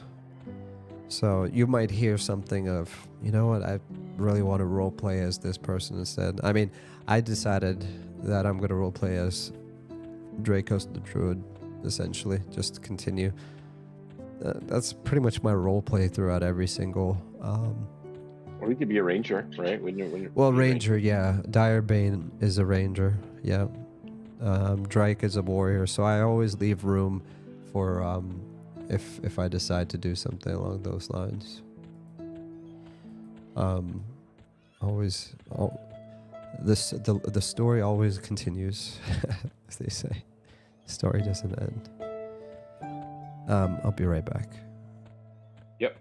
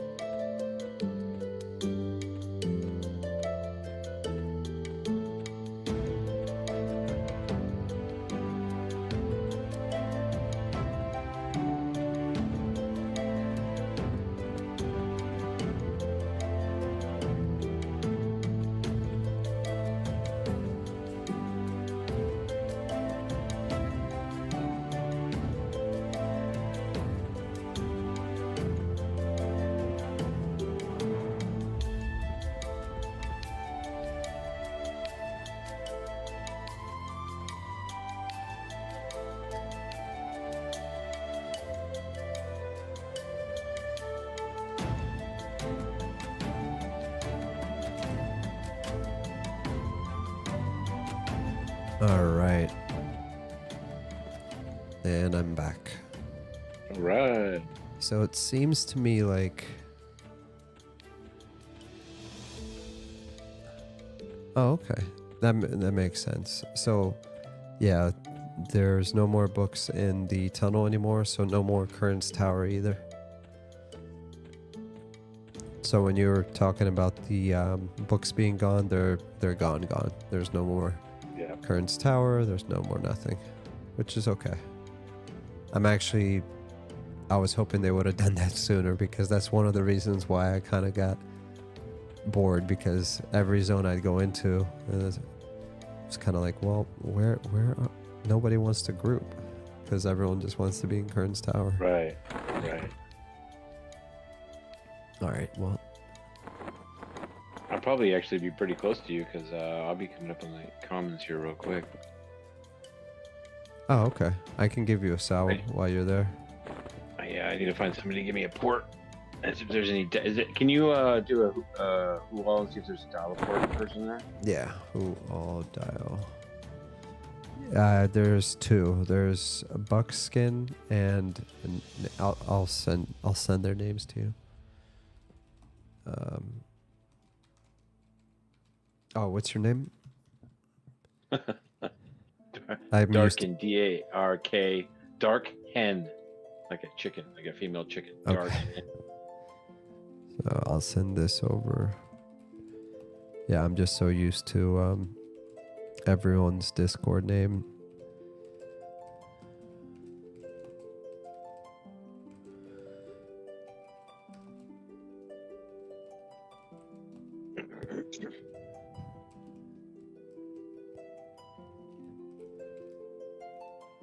So I would recommend using Buckskin instead of the other guy. Yeah, is there a Druid? There is a Druid port, isn't there? In East Corona? No, it's in West Commons. No. A Druid ring.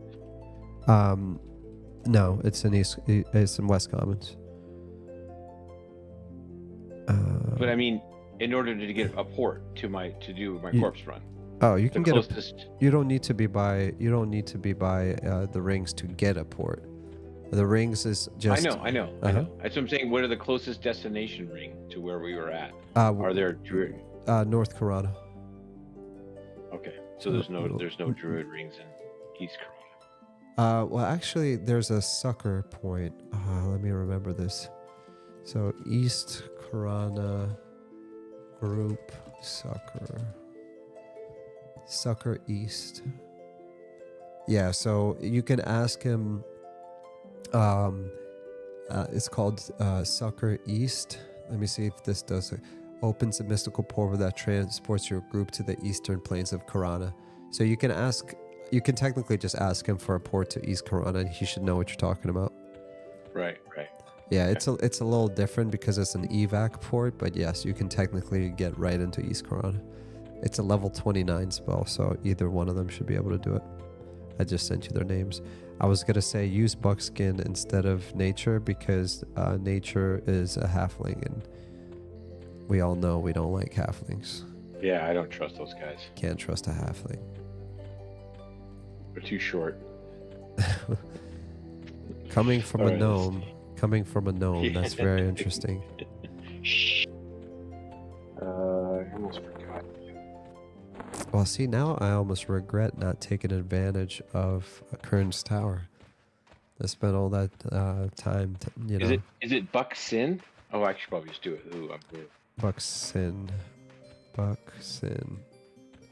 Is that his name? I'm sorry, I can't spell. Buckskin. So it is Buckskin. Okay. Yeah.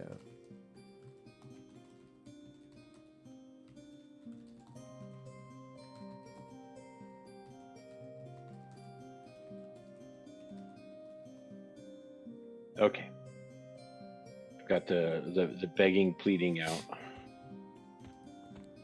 I mean, if you're talking to dial a port, you don't need to beg, because it's one thing we always do. If somebody needs a port for a corpse run, the answer is always yes. I've never declined anyone when I was working for dial port. Now there are obviously individuals that might get salty because the only reason they join dial port is because they're greedy, but I've only met one member of dial port that's been like that, and I actually added him to like the block list because I didn't want it, because all he ever complained is like after every port he'd be like, he only gave me 4 platinum, 5 platinum. I'm like, that's weird. I'm getting like 10, 20, 30, 40 platinum tips. And he's like, how are you doing that? I'm like, my secret is I don't ask. When somebody asks me for a port, I do it. I give them a SAL, I give them an invis and a levitate, or at least I offer those 3 things. And then I had a little shortcut ready of like, thank you for traveling with dial-a-port. If you need anything else, just let me know. Have a great day. And, everything blah, blah, blah was appreciated. Kind of like assuming that they're going to tip me anyways. So I'm just like, I appreciate everything, blah, blah, blah. And then they would always tip. I mean, because most people know that it's 1 PP per level. Right. So it's if I'm porting a level 50, they're always going to give me 50 plat, Some of them will give me like 100. The biggest tip I ever got was like 300 plat, and somebody else gave me gear. So you can't be upset when a level 10 doesn't give you anything, because it's going to be made up for it in your good deeds down the road. So this guy was just looking at level 10's a hard one to get 10 plat from. Heck Level yeah. 10. Oh yeah, I don't charge like anyone below level 20. To be honest, like unless there's twinged and they want to pay me, I don't need their money, At level 20, you're not even porting that much. You have nowhere to be. It's the level 50s, they're going from raids to zones, like they're always jumping around. So, I mean, those are mainly the people that we're porting. I can't speak too much for Project Quarm though, because I don't know how, with only the few zones that we have in Classic, it might be different, right? But anywho. Oh, sorry, I'm looking for him now. He responded, but so I forget what the difference is between the name colors, the color of the name. So PCs. Role playing, so anonymous. So if I go anonymous, my name should change to purple. Or actually, it didn't. Hold on. Role playing. So if you do /role, it just changes your color to purple. It means that you're role playing, but it also makes you anonymous. Okay, I always wondered that with the purple names. And then so blue means like you. If I search for my name, it's gonna show level 17 Wood Elf Druid. If I go anonymous or /roleplay, it's gonna make me anonymous, so you won't be able to see what level or race I am, and it's gonna change my name to purple. And then red is if you go into PvP. Yeah, I remember that. I remember red being PvP, which obviously does not happen. Behind post. I thought it was still a thing for like Priest of Discord or something like that. I could be wrong. Well, I thought it was turned off. Oh, it is? I could be wrong. I'm not sure.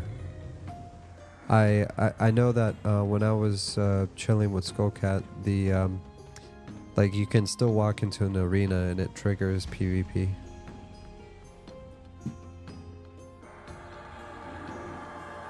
Where the heck is he? Chewbacca's corpse. There he is.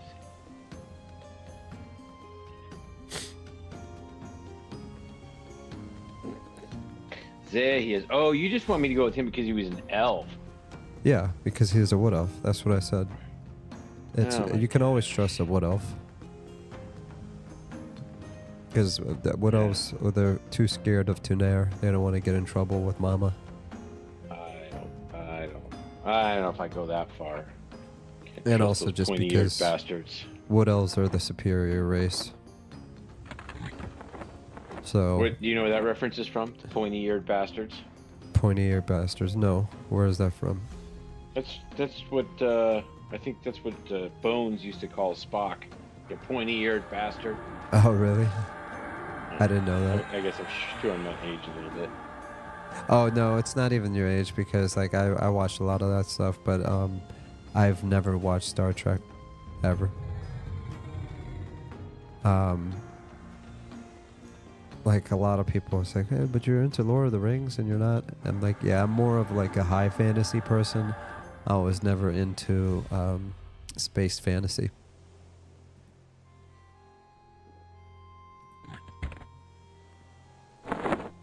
But apparently I've missed out on a lot because, you know, I hear people talking about it all the time. It's like, yeah, I remember Deep Space 7. I was like, oh, I'm the Odyssey 4 guy. I like that series. It's like, oh, really? I like the Shoot 'em Up into Pluto. Oh, yeah, Shoot 'em Up into Pluto was a great season. Yeah, that was great. I'm like, dang, man, you guys are talking about all this cool stuff. It's like Generation X, Generation Space, like all these different generations of Star Trek. I'm like, I wouldn't even know where to start, right? Do I start with the newest generation? Do I start with the old generation? The one I remember is that dude, the captain, where he looked like not the captain, but the smart person. Smart person. Yeah, like the smart guy on the ship. He's like an alien or something like that. And he's like, I believe that this is not the right decision, sir. Captain. Oh, it's when that what's that singer? He was oh gosh. It was from the 80s, dude. It was that actor. It was the popular one. Well, there wasn't any I don't think, was there a Star Wars in the 80s? I mean Star Trek in the 80s? I'm assuming. Definitely not the 90s. Well, that was Next Generation. Yeah, so it looks like oh, okay. So here's the one that's what is this? I mean, maybe Next Generation is late 80s, maybe. Oh my gosh, goodness. They had it in the 60s? Yeah, that was the original one with William Shatner as Captain Kirk. Okay, William Shatner. That's the one I was talking about. And then they had Leonard Nimoy as Spock. Oh my gosh, that is crazy. I never did get too much into the original series. I'm a Next Generation kid myself. Yeah. I actually tried to watch some of the more recent ones, and they're horrible. Horrible. The new ones, you said? Yes. The ones that are on Paramount Plus that just came out a little while ago. Like in the past couple of years. They I can't imagine. Horrible. I mean, I thought the movies were okay with Chris Pine. Like, those were all right. I mean, they felt different than the other Star Wars shows, but I keep saying Star Wars, Star Trek. But yeah. So the Next Generation, that's the one when I grew up. In the 90s, it was very popular. And that was like the epitome of nerdom in that day. So I was like, I didn't touch it with a 10-foot pole. Oh, okay. I was like, oh no, that's what the Trekkies watch. I'm like, I can't touch that. But no, I mean, obviously, as I got older, all that stuff kind of like, oh man, I kind of wish I watched that as a kid. But yeah, they've aged okay. They haven't aged super great, but they're okay. Where the crap is my corpse? You were right by the wall, like hugging the wall. Yeah.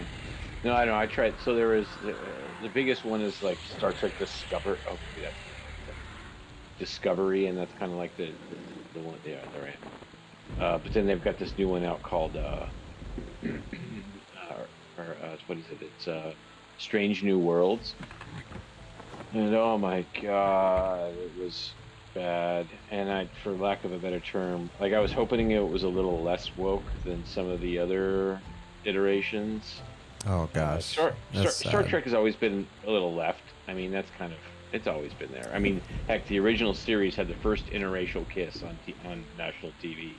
Yeah. So I mean, it's like There's nothing wrong with that. It's the ultra far left wokeness that's disgusting, and it's so like prevalent.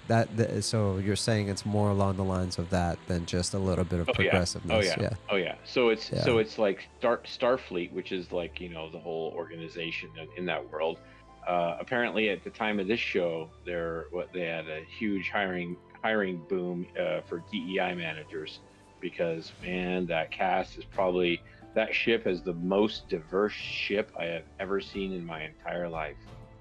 There's like 3 white dudes, and the rest is all different shades of color of women.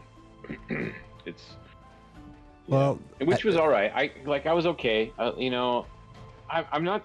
It makes me sound racist when I say all that stuff, but the reality is, I see what's going on. Hear this guy? It's like, no. Well, actually, I can't. Okay, well, hold on before you go too far, because if you go all the way back even to like the 90s ones, and actually even the ones in the 60s, they were always like, so you had the alien, there was, well, hold on, there's one right here, the deep space. Yeah. So the way, I look at it is, it's perfect for that space stories, because in space, that's as diverse as you're going to get. You know, you got aliens, Yeah, so throughout the series, through most of the series, right? Like there was a decent amount of diversity in the cast, and that's fine. There's nothing wrong with that. I guess we're at an age in TV shows where they're like, well, let's make a TV show, and we're gonna have 15 black women and 7 women. Okay, so now what do we want the show to be about? I get what you're saying. There's a lot of television out right now where, like, they'll take a historically, white or something like that person, and they'll make him look more diverse for the sake of diversity. Yes, I think that is in itself, that is racism, because you're pandering to a group of people because you want to make them feel accepted when nobody asked for that, right?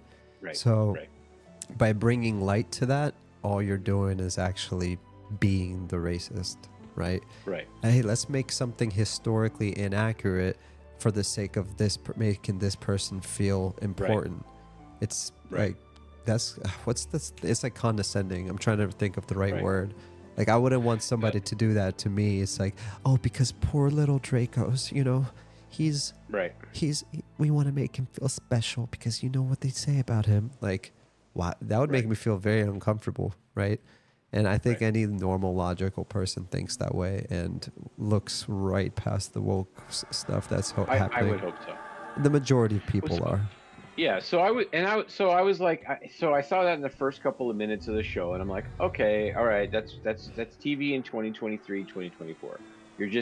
That's just the way it is. Oh, okay. So I was fine with that, and then they went through it. So Spock is that alien guy you're talking about, I think. Maybe not. I don't know. So Spock is in this, and he's the Vulcan guy, and he's the pointy-eared bastard guy I was talking about. So there's a scene where he's like hanging out with his girlfriend on his home planet, and so she proposes to him, right? So I'm like, really? So we're just gonna take every traditional trope that we have, and we're just gonna turn it upside down because empower women. Right, so it's like it was here's what I don't understand about that. They didn't need to do that because every single Star Trek always empowered women, always, since the 60s. Right. So and that's why I don't understand this whole movement and what they're trying to do, because women have been empowered and are being empowered and are empowered by other women and have been empowered by men.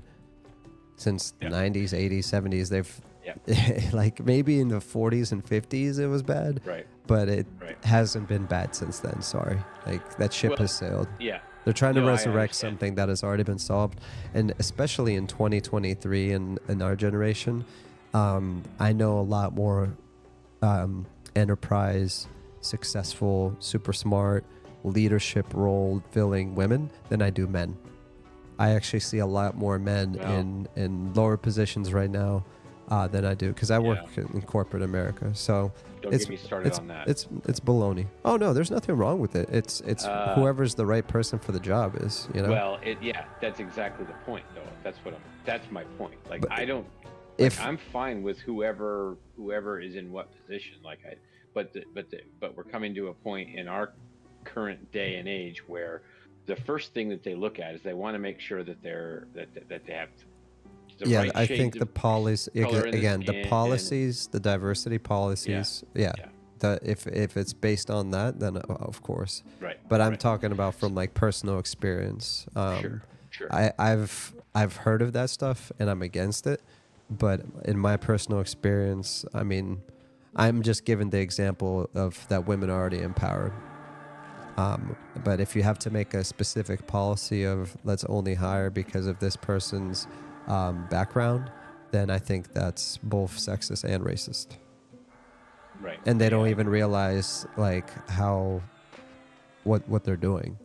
Like there's nothing flattering about being like, oh, we have to hit a diversity quota, so we're gonna hire you because of your race. It's like, right. That is the most racist thing. Say that, of course. Well, again, they might not say it, but sometimes they do actually. You know, they talk about it internally all the time.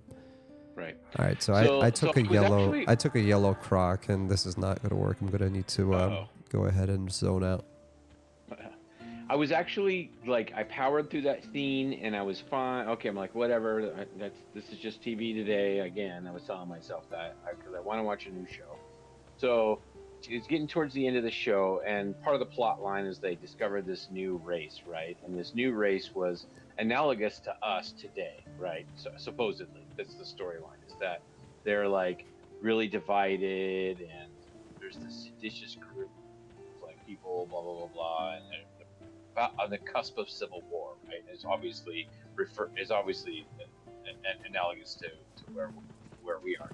So there's the scene where the captain beams down to this negotiations that they're having, and he has his ship like display some stuff on their screen, and he's like, well, we 300 years ago went through our stuff. We went through this, we had a horrible time. And he starts flashing images up on the screen, and the first images that he starts with are January 6th, and then they go off into like war, civil war, nuclear war, and 33%. So it's basically like, oh well, it was January 6th, and that was the start of this whole giant war that destroyed a third of the planet. Oh wow, like, that's so yeah. And see, here's the thing. I mean, if again, and it goes really for either side of the thing. When a video or a director or a show is 100% trying to get a message out to portray their agenda or their ideology or their religion, aka their politics. Politics is a form of religion because that's how people treat it. They worship it. Then I'm vehemently against that. And there's shows like, for example, the new Fallout series. I've been enjoying it so far. I think it's cool because I didn't feel like, oh gosh, they're trying to push like a message. Let's teach them a message about this or a message about that. It seemed like just good old fun, like end of the world stuff, similar to the video game, pretty violent. That's the only part I didn't like about it. But I was like, well, technically, they went a little over the top with the gruesomeness, I think. Well, it's because Fallout is gruesome. One of the things that made Fallout like cool, even from Fallout 1 and 2, is how you can blow off limbs. Like, it's part of the Fallout vibe. So I kind of, I understood why they did it, but it also like at this point in life, I'm just like, I don't want to see like decapitated anything or like people's faces getting bleeped. Like that's it's like but it made sense why they did it because it's Fallout. But my point is, I didn't, when I watched the first episode, I'm like, okay, this is pretty cool. Like healthy cast of characters, everyone looks cool, but no kind of hidden agenda, secret messaging. Like, I'm just watching the show and I'm having fun with it. Like, it's cool, right? And to be honest, like, the best part about my situation is I typically hear about this kind of stuff in the news. I don't watch enough TV to even see these kind of things. Where I see it the most is in kids shows, and that's what starts to bug me because, you know, my kids occasionally watch some TV, and when I see a cartoon do it, I'm like, I tell my kids right away, I'm like, nope, we're not watching that crap. Turn it off. Yep. But why, Dad? I'm like, because, and I explain to my kids, I'm like, why? Because a grown man is sitting behind a director's chair, creating a cartoon specifically to target your brain to make you think a certain way. I was like, it's called brainwashing, and it's called whatever. And I'm like, and I want to raise you in a way that you can identify when these things happen, when somebody is trying to shove something down your throat, a grown-up political agenda being shoved down the throat of a 7-year-old. I'm like, yeah, so, and I explain it to my kids and they understand it. I don't just say, oh, we're not going to watch this. No, let's watch something else. I tell them why they're not going to watch it, and I teach them how to identify these things for themselves. You know, it's like teach a man to fish, you know? Which is difficult to do because, like, I run across that too, and you know, so, but it's difficult because the kids don't have any other frame of reference. Like, we have a frame of reference because, you know, we see the way, I don't know if it's, we see, you know, things the way they should be or whatever, however you want to frame it, but we have a different perspective because we've seen when things are different. So they don't have that. Like, they think a lot of this stuff is normal, right? They're just like, oh, it's just a kid show. Yeah, the frame of reference needs to be the environment. You know, my kids grew up in a normal environment, and we had a bunch of normal friends, and just with the general population. So I don't really know what that means because it's the environment that you put your kids into. So that, like, for example, the same stuff that happened when I was growing up in the 90s and 2000s is happening today. The only difference is now that they have like requirements in school to teach about that stuff. Like, for example, when I was a kid, there was just as much diversity as there was today. There was just as much of people having personal, you know, sexual preferences as today. And there was just as many, like, people that have different styles, like hip hop, punk, emo, like everything in between, right? All of that existed when I was a kid, okay? And for somehow, some way, everyone still got along. Like, the worst thing that would ever happen is people would make fun of each other. The problem and the difference of today is now they have these super one-sided conversations of, we need to cater to these people because they're oppressed, and if you say anything against that, you get canceled. It's like, that didn't exist in the 90s and 2000s. Like, people just had thick skin. It's like, you know, grow some, basically. It's like, if somebody makes fun of you, then that's part of life, you know? Make fun of them back, or don't associate with them. Or, like, if a bully's bullying you, it's like, all right, just kick his ass. You know what I mean? But yeah, one thing we used to do is we would get somebody stronger. Like, if we saw somebody getting bullied by another kid, we would stop the bully, and we'd be like, all right, you're not gonna bully him, dude. If you mess with him again, you're getting jumped. Simple as that. I mean, you didn't have to pay an organization to solve your problems for you. You know what I mean? I think that's the bigger issue that's being brainwashed, and where in schools they have to make specific rules to accommodate to a specific person, which I shouldn't say inadvertently, but inadvertently basically isolates that person, and and makes them somehow more special than somebody else. I'm sorry, but no one is more special than anyone else. We're all 100% equally insignificant or equally special, however you want to look at it. But there's no one person that deserves more than another. Like, we're all part of the human race, and there's anything besides that is racism. If you start saying this person deserves more, this person deserves more, you're a racist. Right. You know? So... yeah, no, even if you're doing it in their defense, quote unquote, and you're, you know, virtue signaling and doing all that crap, you know.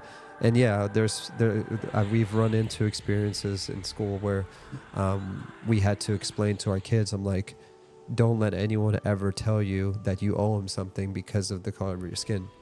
And if anyone does that, you need to let us know, because if somebody does that, then they're a racist, you know? Right. It's, yeah. And again, I grew up around normal people. I raised my kids around normal people. You know, I'm a biracial family. Or technically like quadruple racial, Black, Hispanic, Russian, white. So it's not even an issue from that perspective, because like I said, our family is a multi-racial family. But even if it was an issue, we still teach our kids what to look for. So I'm trying to give my kids the same environment that I grew up in, you know. But when you think about it, and I'll just finish on this, our environment wasn't that sweet in the 80s, 90s. There was a lot more kind of like pull yourself up by your bootstraps or else type of mentality, and not everyone survived that, you know. Right. Well, I mean, it's like the thing with the bullying, like you know, I like the thought of my son being bullied in school is you know, is not. I don't like. I hate the idea, right? Like, yeah, 100%. However, the fact that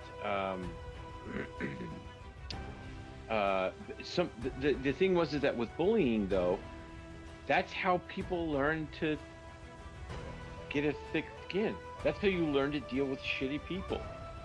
You know what I mean? It's like you got that exposure, and yeah, it kind of sucked, and hopefully it didn't go too far. But it's like I don't want to advocate for bullying. I'm not trying to say that. I mean, obviously, you know, people should be treating other people the way they deserve to be treated. But it's like, it's almost like it was just like a rite of passage, or just like something that happens during childhood. There's going to be shitty kids that have shitty lives. Well, and so they take it out. I agree. I think that it's just that there's a difference between two kids disagreeing and bullying. And it goes back to good parenting on both sides. For example, yes, I would agree with you that a certain degree of bullying in a child's life is completely normal, assuming that child has a good enough relationship with his father, where he can go to him and be like, I got my ass beat today. And where the father can then step in and give him guidance on how to solve that issue. In a vacuum where a child just gets bullied over and over again and doesn't have a parent relationship, then that can be very traumatizing. On the latter side of things, why is that other kid bullying? Probably because he has father issues at home as well, and a lack of discipline, right? So the bigger, you know, conversation there is like, okay, what are the parents doing, or not doing? But I would say just arguments between kids, that's normal.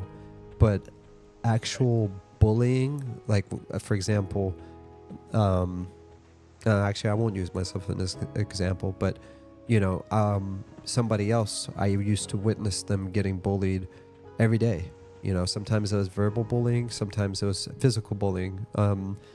And one time it got to a point where, like, it was just cruel. Like, I witnessed this dude, he had like very thick glasses. He looked like Urkel. You know, he looked like Urkel, like textbook Urkel. Like, but he was such a good person, and he, to be honest, I mean, he's probably better looking today than most people. But in that moment in high school, like, he was going through a very rough patch of his personal appearance, and he got bullied for it. And that's where I had to intervene. And the person that was bullying him, like, he just went too far, where I actually stepped in, you know, grabbed him, threw against the locker, and basically said, if you ever mess with him again, you know, whatever, fill in the blank, whatever conversations high schoolers have. But the point is, like, all that stuff has been going around for thousands of years. We don't need an organization of freaking weirdos with purple hair sitting in a boardroom saying, let's create these rules to stop this from happening. You will never stop hatred from happening. You will never stop evil from happening. There is always going to be evil. The only thing that can help quench evil is teaching people how to be good and spreading that, making that contagious. But when you talk about men are evil, white people are evil, fathers are evil, and you get rid of all the men and the strong men in a society, then guess what? Yep. You're only going to have more evil in society. Yeah. Well, So that's my what we got hot now. take for the evening. Yeah. No, I'm right on. Basically, bring the daddies home. Stop demasculating real men, and you know, Well, yeah, it's this let whole men idea be men. It's this whole idea that all masculinity is toxic. Oh yeah, exactly. That somebody, I didn't even know about that. Some woman actually told me that a few years ago, because I was talking about like exercise and like and something to do with like whatever, and she's like, oh, so you're like one of those toxic masculinity types? I was like, do explain. I was like, what are we talking about? Explain what this term toxic masculinity, because I genuinely didn't know, because I wasn't like up to speed with wokeness and with all that other stuff, or feminism, modern feminism. I wasn't aware of any of that. Oh my gosh, it's Elvita. It's Skullcat. So anyways, yeah, so when she explained that to me, I was blown away. I didn't even know such a thing existed as toxic masculinity. So yeah, there's a lot of weird inventions that, like, once I got exposed to it, I was like, they're actually teaching this to men, and the men are actually like simping and saying, oh yes, master, like I will obey this idea of I'm a terrible person because I'm a strong man. Like, right. Yeah. Oh no, they're definitely trying to, there's definitely an intentional push to demasculate men, because it's this whole fight against the patriarchy thing. We have to make weak men so women can step up and take the power from that the men have had for generations. Like, that's the narrative. You see that narrative all the time, and there's a lot of people that don't believe in that, but there's definitely a lot to do. I think the most important thing is that that whole mentality, no matter how loud people scream, yell, make Reddit posts, Twitter this, cancel that, they are such a minority in society that people like that will never be able to take power. Even if like they impact the lobbyists, and yes, a lot of the major corporations buy into it, if the majority of common sense people in the world still think the way normal people think, they're never going to be able to succeed. It's going to be painful at times, but ultimately people will just have enough and say enough is enough. So there certainly absolutely is a section of our society that is like, no, this is not going to happen. The problem is that all of the major institutions of our society have been taken over by the minority, right? So it's like entertainment and education and government. Sorry, and just to clarify, because I use the term minority in reference to like not a lot of people, and you're saying the same thing. It's been taken over not by the majority of common sense thinking people, but the minority of crazies. Right, but the problem is since they've taken over. I'm just adding context to the way you said that, gotcha. so it's not like we're not talking about minorities like in the sense of race, creed, religion, sex, or anything like that. It's minority as in like the small group of people that are crazy and say crazy things. Yeah, those people. Right. So, but if that minority of people have control over the institutions, over entertainment, you see all the crap. So it's like maybe you and I won't be affected by it, but our kids sure as hell going to be affected by it. No, yeah, I agree. I know. Generations of people that's the world they're growing. That's the world they're seeing, and especially since we're all online a lot more than we were 20, 30 years ago.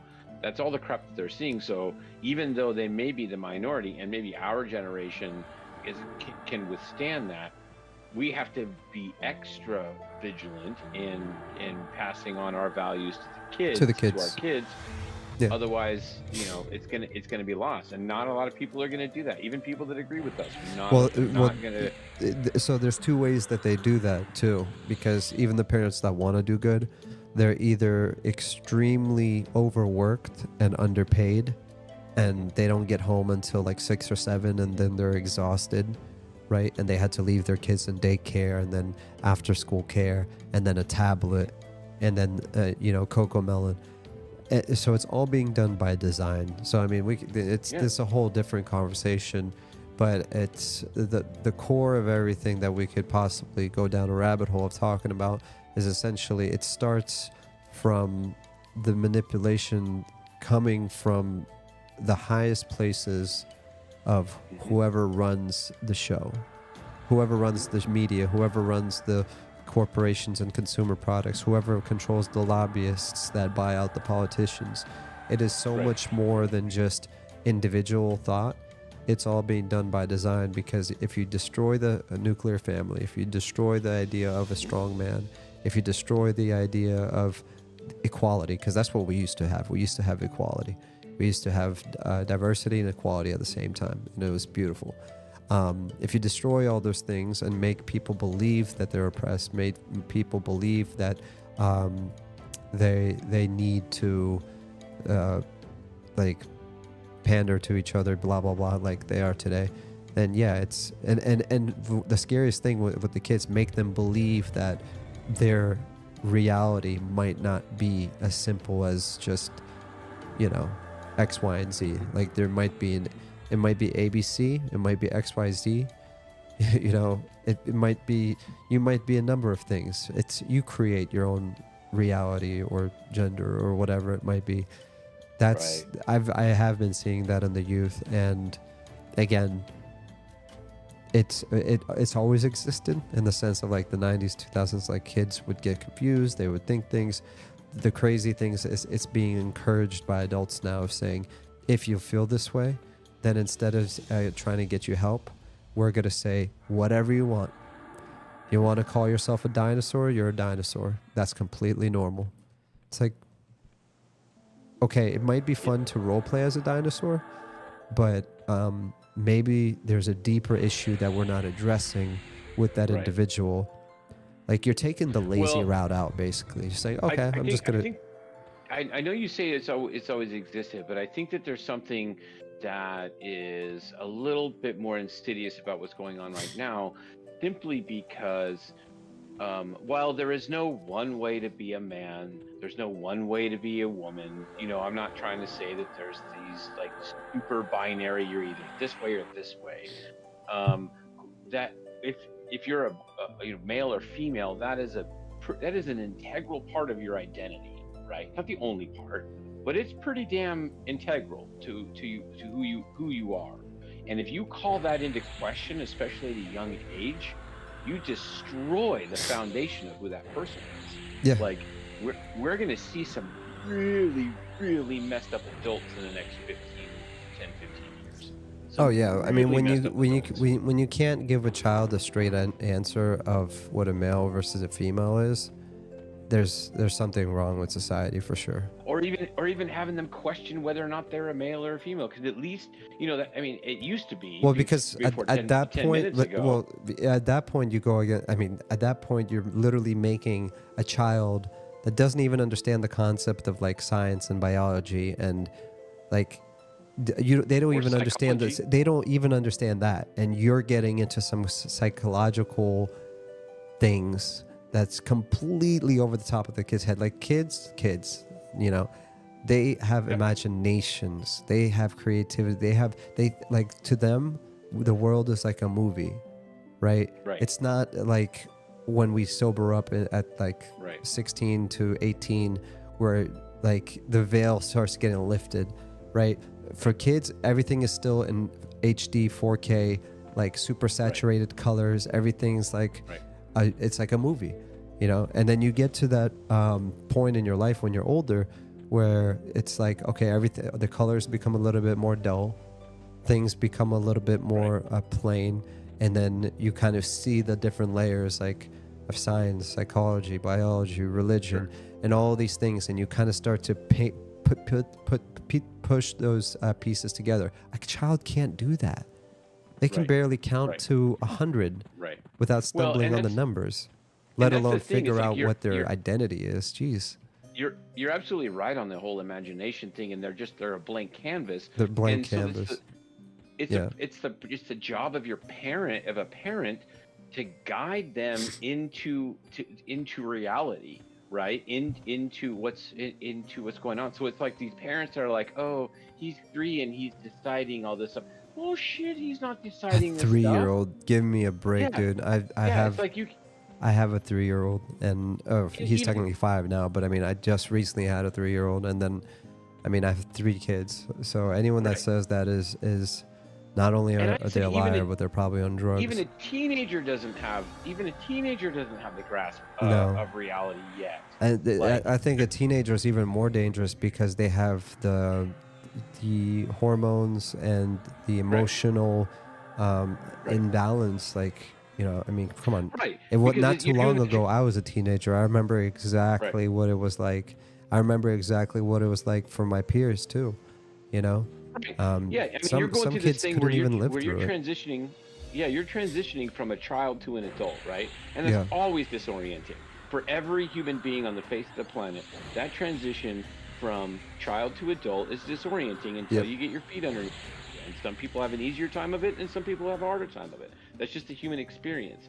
But if you're going to go through that, and you already have embedded this idea that, oh, well, I don't even really have a gender, I don't, or I'm this gender, and even though I'm biologically not, like, you are going to be so out of whack, and you wonder why there's like all these kids going crazy.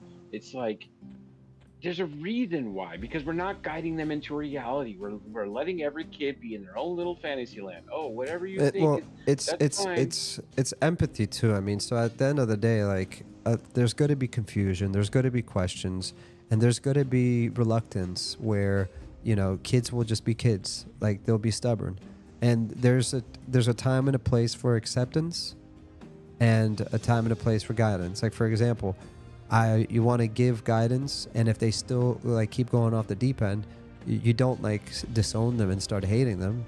There's always going to be acceptance. There's always going to be like, all right, well, if this is what you're into, I guess this is what you're into. I don't approve of it, and I'm going to keep teaching you the right way, but you know, whatever. So that's normal. It's when they take it to the extreme of saying, not only are we going to accept you, but we're going to teach you how to actually expand on this. It's like, it's almost like telling the kid, oh, you know what, kid? You're onto something. Great idea. Well, let me help you take it to the next level.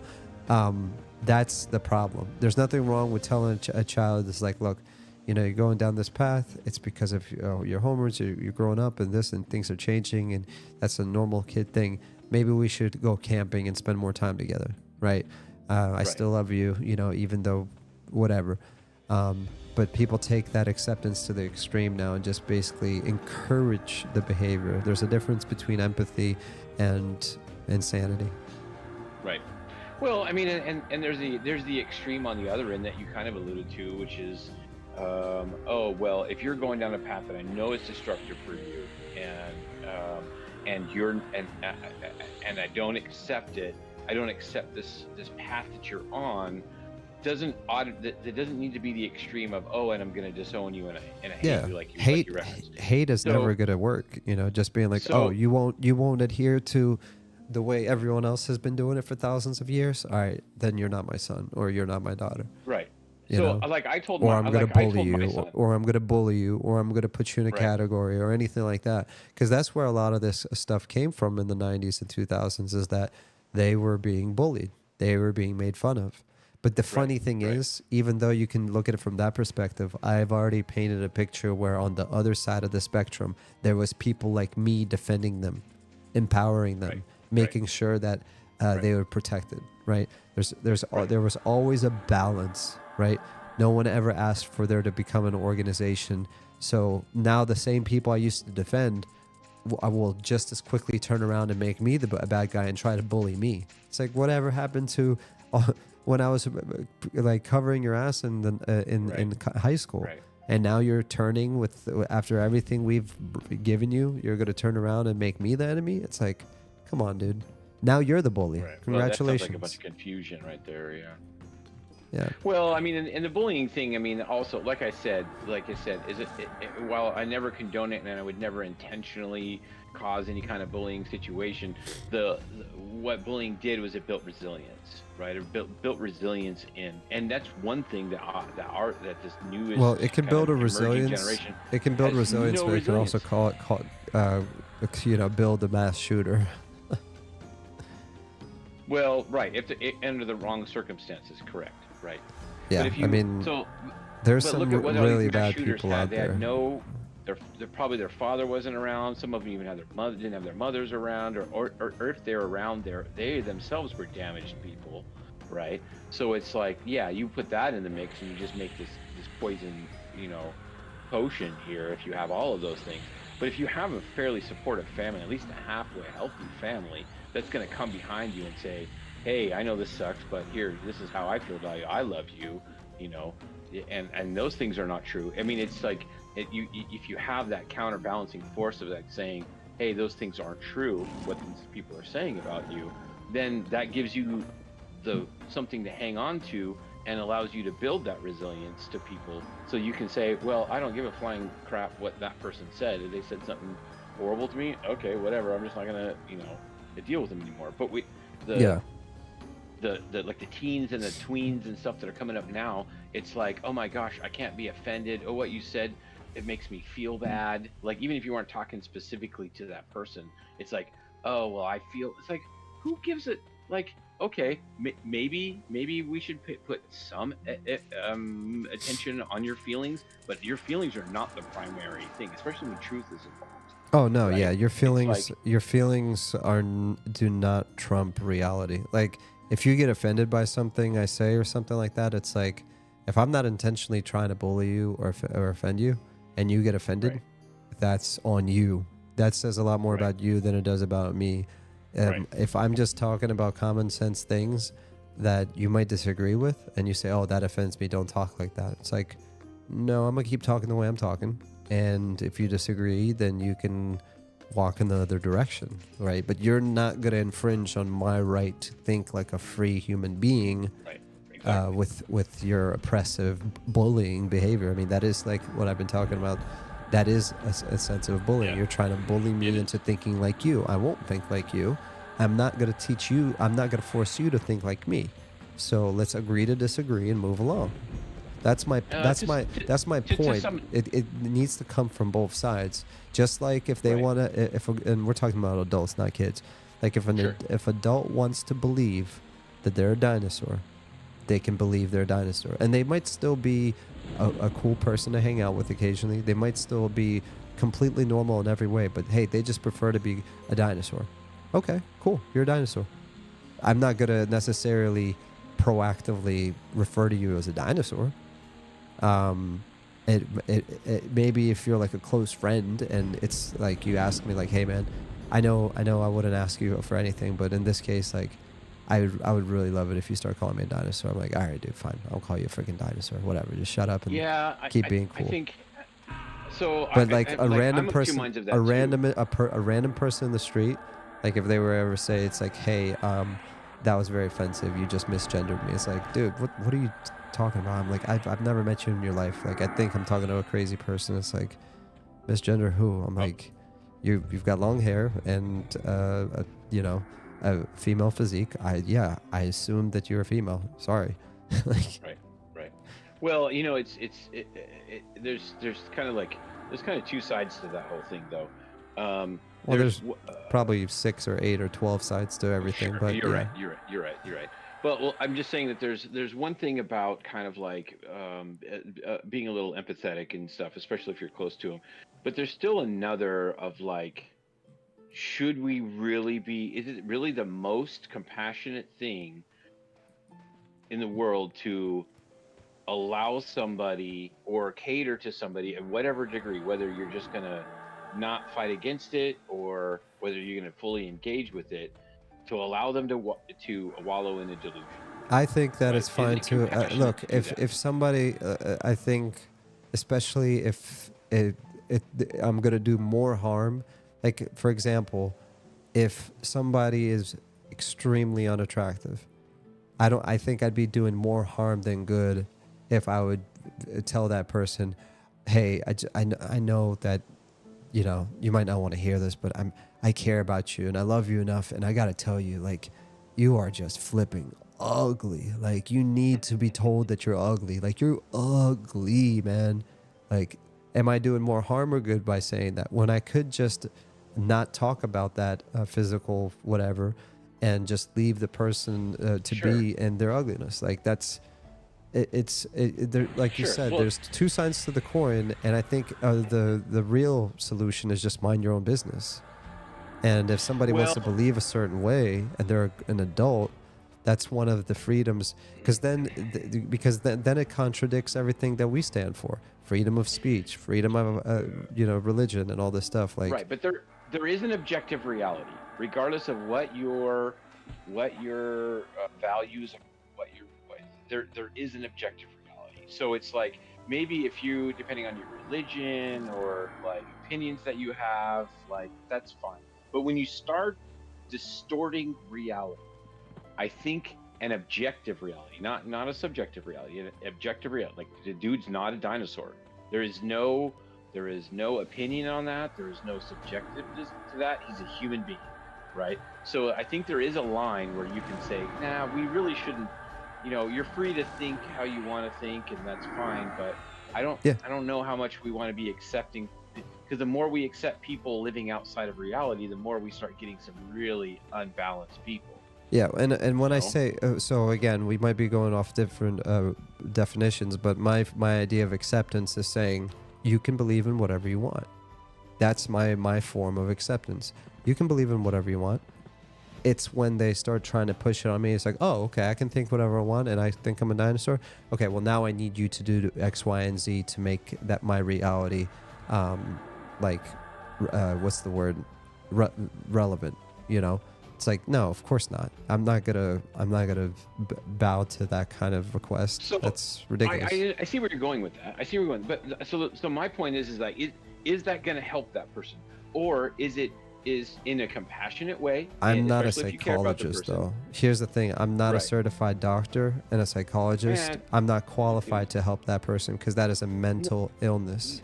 No. I don't mean sit down and have therapy with them. What I'm saying is that if you if somebody has this belief and you play along in some sense, you're not showing them the consequences of not dealing with reality, not knowing reality. Now, I'm not saying that you have to do treatment on this person, but you can also say, I'm not going to engage in this delusion with you. Well, right? that's exactly that's what I'm saying. Like, I'm not going to take away that person's liberty to believe whatever they want, but I'm also not going to engage in their delusion. 100%. I'm not going to pander to another person's delusion. That's what I'm saying. Just like they might not want to pander to my delusion that there's such a thing called freedom of speech. There's such a thing called a male and a female. There's a thing called, valuing the family. To another person, all that might be delusional. Or male, female, my faith in God, whatever it might be. Right. Again, it's in the eye of the beholder. That's always been a thing. There's always going to be different views. I think the primary issue is not having different views. I think the primary issue is having people in political authorities or powers intervening with social issues like that, and then also the mob mentality of let's gang up on this person. Let's gang up on this person because they're not aligned with my virtue signaling movement. Right. That is my biggest issue. I've never had an issue with people thinking whatever they want to think, and I'm not going to go out of my way to insult them either, because to be honest, they don't even deserve that much of my attention. I think even when it gets to the point of me trying to fix them, I'm like, oh no, I have way more important things to worry about in my life than somebody else's delusions, Sure. But no, yeah. I see that. It's just that, so I definitely felt more along those lines of the very libertarian, you do you and I'll do me, and as long as we don't mess with each other, everything's cool. Like, I definitely see the value in that, and I really felt like I was on that side pretty strongly a while ago. But then I started seeing like what's going on in our society, like what our kids are going through, and I was like, well, wait a minute, like there has to be a line where I cease to be libertarian and I have to be a realitarian. Yeah, but you Right, got to where go it's after like- that. But the problem is, it's the only way you can go against that is you have to go against the source. We're not at this point. We're not talking about the individual.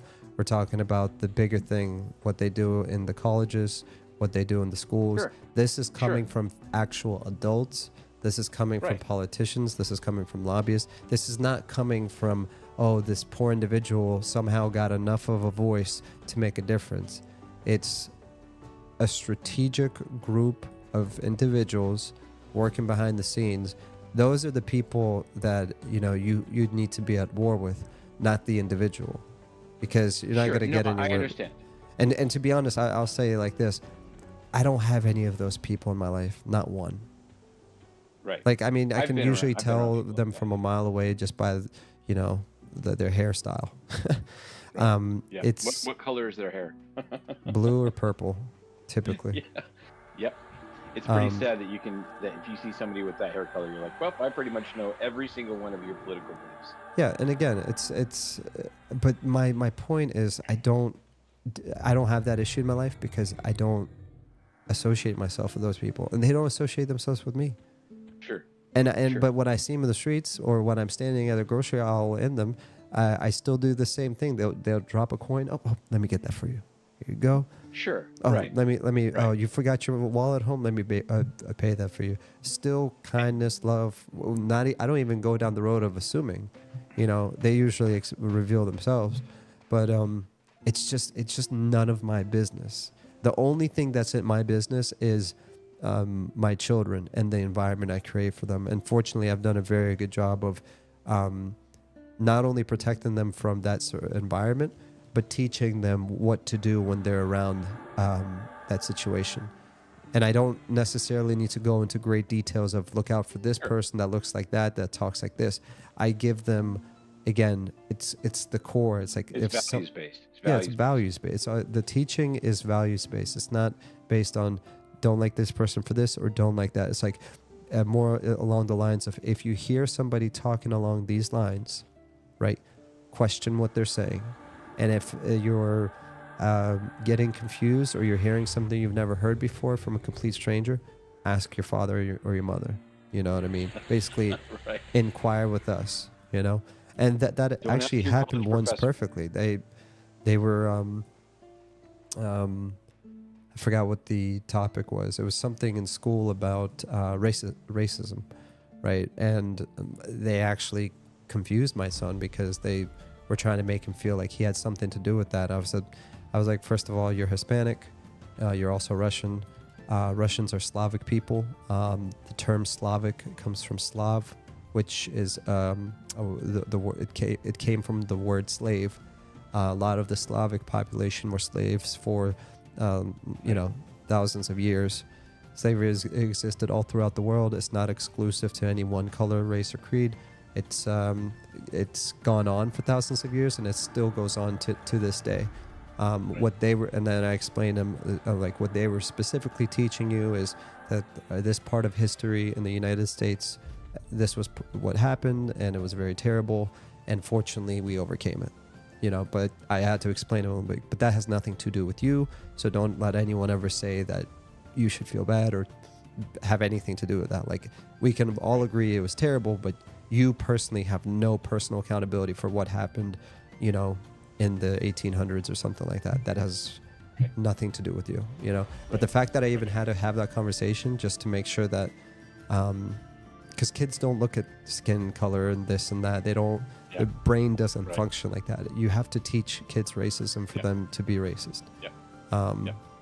So it's actually beautiful because like I said, I've raised 3 kids and I've seen it everywhere. They've hung out with every single shade under the sun.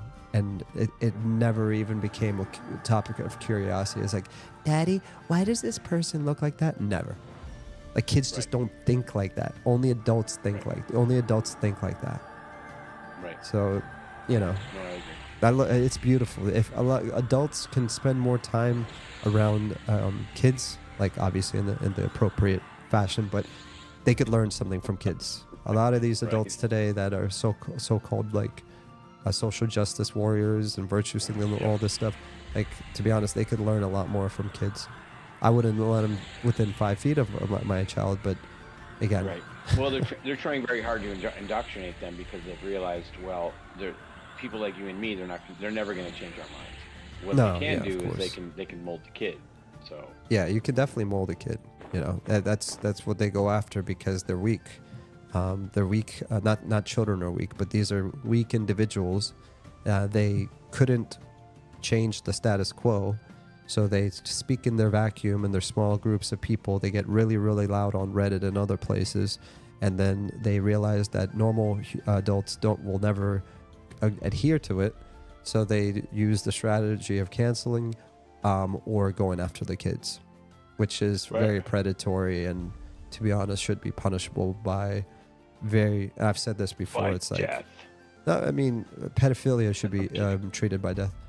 In Florida, actually, they have the death penalty for pedophiles. I don't know if you knew that, but they recently reenacted the capital punishment for like certain degree of people like pedophiles that are actual, you know, not just like, oh, you know, pictures or something like that, but somebody that has actually, like, you know, I'm not going to speak it out on stream, but essentially the death penalty is for that is it's interesting. You and I should have this conversation when it's not being recorded and streamed for everyone, because I mean, anything I say off stream is something I'll talk about on stream. That's the benefit of I don't think there's anything that comes out of my mouth personally. I can't speak for everyone else. Anything I say in private is what I would say in public, because I know where I come from. I know my diverse background. I also know that I've always been open-minded. So you there's not a single like anti this or anti that thing that could ever come out of my mouth. As far as like, especially when it comes to acceptance, like I've always prided myself of like, I always put myself in other people's shoes, even in the shoes of evil people, because I like to see what makes people tick. Like, what would make this person do such a terrible act of, you know, walking into a school and harming a bunch of innocent civilians? Like, what could have been going through their head, right? It's that level of empathy of like, obviously they didn't just wake up at the, you know, they weren't born and they were just inherently evil. What caused them to go down this path of thinking? So I've always tried to like look at things from other people's perspectives, and I will always respectfully, when it's appropriate, respectfully disagree with those things. And I don't think I should hide behind any kind of wall or TV screen or whatever it might be without sharing that. And I think it makes life easier, because if you immediately disagree with me to the degree that you don't want to spend time with me, perfect. Then let's do each other a favor and never speak again. You go your way and I go my way. So it's made my life very simple, where I pretty much eliminate unnecessary interactions with people pretty quickly if they want to choose to disagree to the point of not talking to me again. So that's why I don't really care if it's live. Well, I do. How about that? No, yeah. Anywho, all right, man. You started it. I did. Well, no, you kind of went off on a weird tangent there with some stuff about Florida and all that stuff. So, what? Which is okay. The pedophiles? Okay. Well, just the justice system and that whole thing, and there was a whole tangent of asking. No, no, honestly, every I'm gonna let you rewind it. You started this conversation on this stuff. I just finished it with the fact that pedophiles deserve capital punishment. Sure. And you know, anyone that disagrees is probably a pedophile. Well, that was a pretty bold statement. Well, people could just disagree with the death penalty in general. If a human is capable of doing something sexual with a child, that person should not have the civil liberty to stay alive. That's how boldly I'll be I'm with not that. saying I disagree with you. I'm just saying that there are people that, in every case whatsoever, If somebody wants they to disagree disagree with with me that. on that topic, that's totally fine. I will gladly Yeah, remove but them and report them to the police for probably being a pedophile. I'm gonna double down on it again and again. That's I the don't least. disagree with you, right? That's We the got least. same value on That's this. the least hot topic item that we've talked about this whole time. That's not even like up for discussion. You know, those people shouldn't exist, and the fact that they do is, and we don't do, because that the way it's been done for thousands of years is those people were eliminated from existence. Not always. Well, yeah, There are some sometimes they were cultures like that- there's kings. some Yeah, cultures no, that sometimes that. they were like in power. They were like kings, and there's some really bad sickos in the world. But you know, when it comes to protecting kids, I mean, dude, it's No, yeah. it's not like I disagree with you. No, I know you actually, don't. I know you don't. I'm just I'm a just devil's teasing. advocate kind of like debater. Like I like to like see, especially when people make absolute statements. That I for don't me, I don't like, make a lot of kings- absolutes. That's the only thing I'm absolute about. Well, I'm sure I could find at least a couple more absolutes. Anyway, man, I gotta hit absolutely that. disagree that I have any other absolutes. How's that for an absolute? That was pretty absolute. All right, brother. Have a great night. All right, Thanks for the Yeah, hangout. I'll check. Yeah, no problem. We'll chat later. All right, brother. See ya. All right, let's see if we can actually. I haven't checked this whole time to see what level I am. 71. Goodness gracious, it is going at a very slow pace.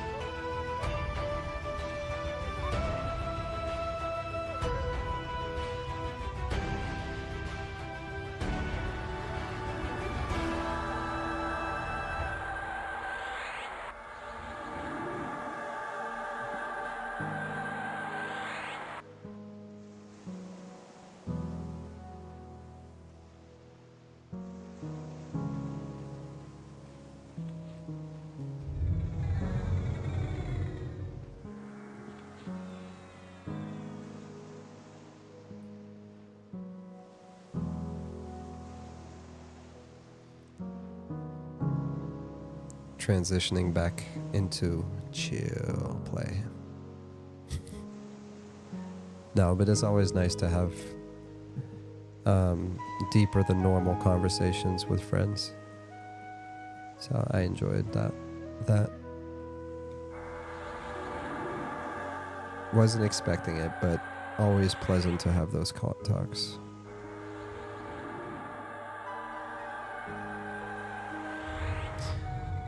I think that's one thing that's cool about EverQuest, because even in the early days before we had like voice chat, we would be in an environment where it was basically like chatting back and forth. Like you'd be resting in between mobs or camps, and you'd be talking, making like real life connections with complete strangers. Even like I said before, Discord or the voice chat, and it's crazy because I've never seen that level of connection with any other kind of like MMO or anything like that. So I do value those conversations when they do happen. So that was pretty cool. Apologize everyone else had to hear us talk, but you know, you're always welcome to be part of the conversation as well.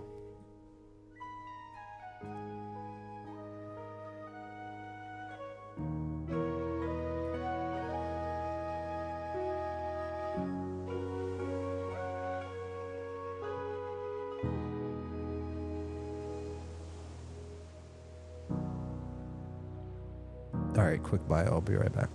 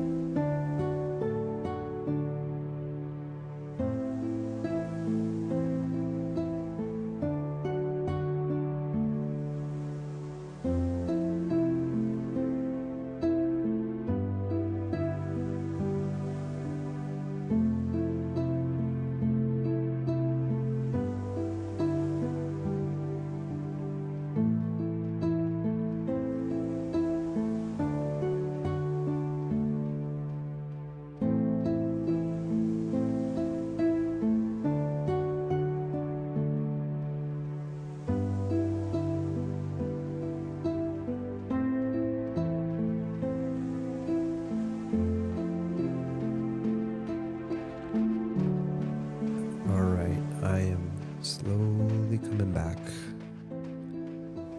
Had to reset my palette there.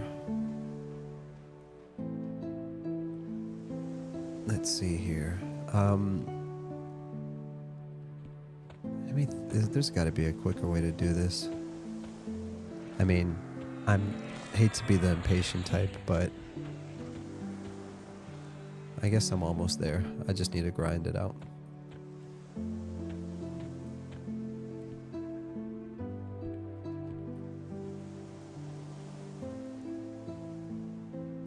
Deepwater Croc is red. He's light blue. I also got caught on that conversation, so I haven't been really focusing.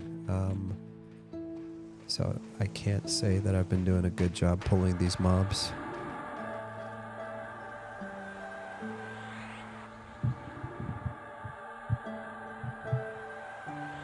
Technically, the goal, I think, was to, like, fear kite.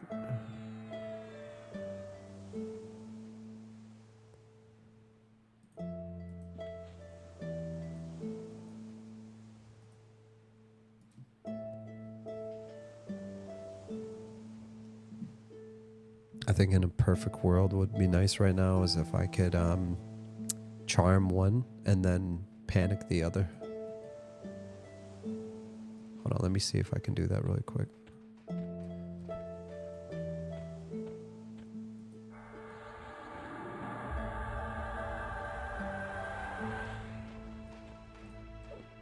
Oh, my charm failed.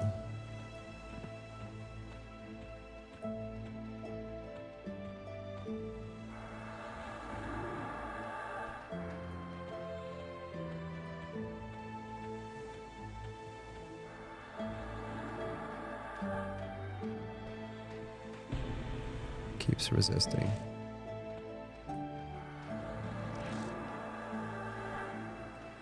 Keeps resisting, goodness.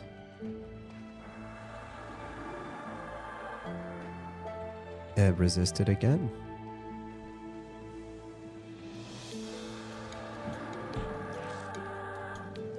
Interrupted.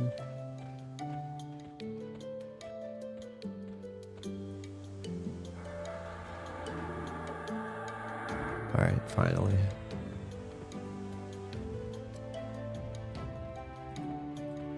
Now we gotta befriend.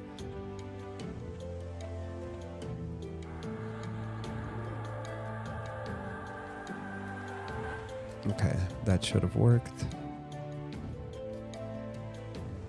Now make them fight each other. There you go.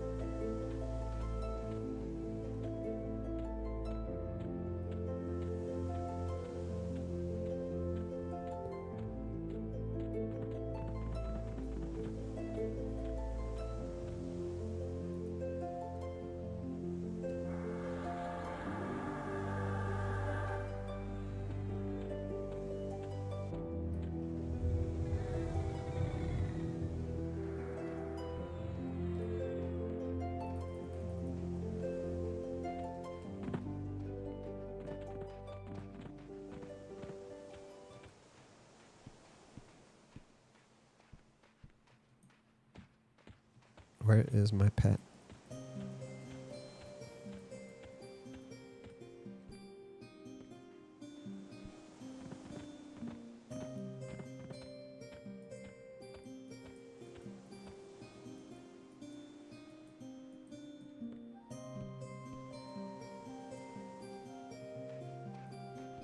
Oh wow, it took him that long to figure it out.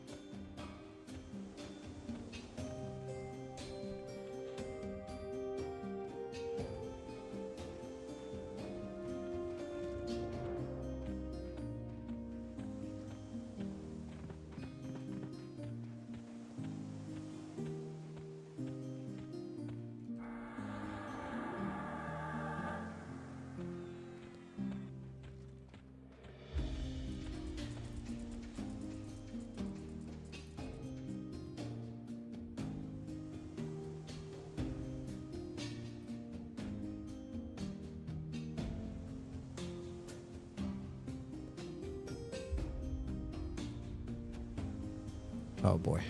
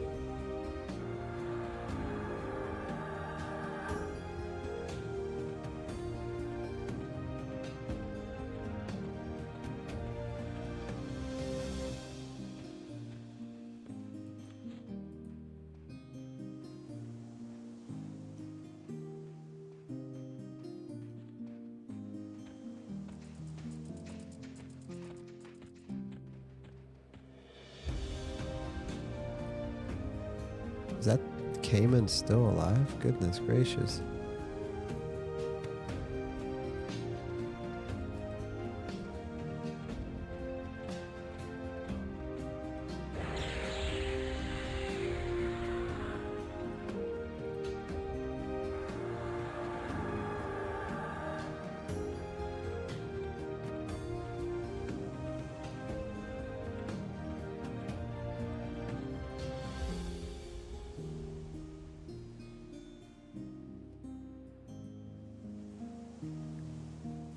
Yeah, this is not too efficient. This is not too efficient.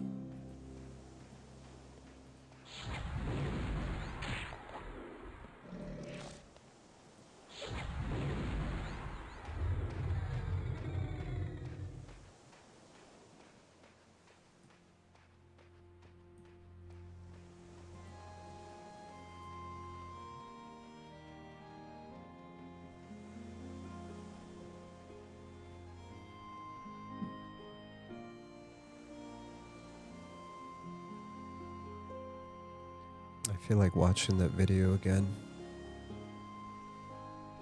about Monsters and Memories.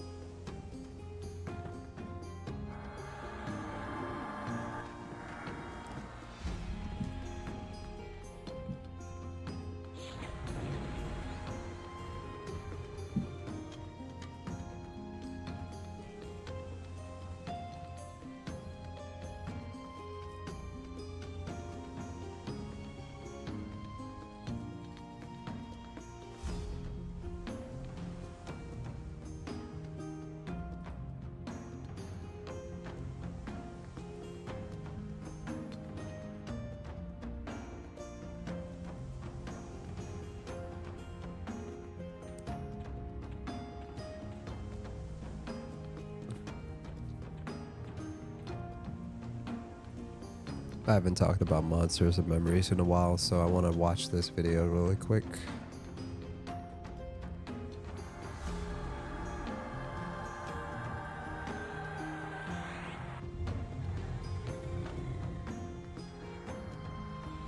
While I met up.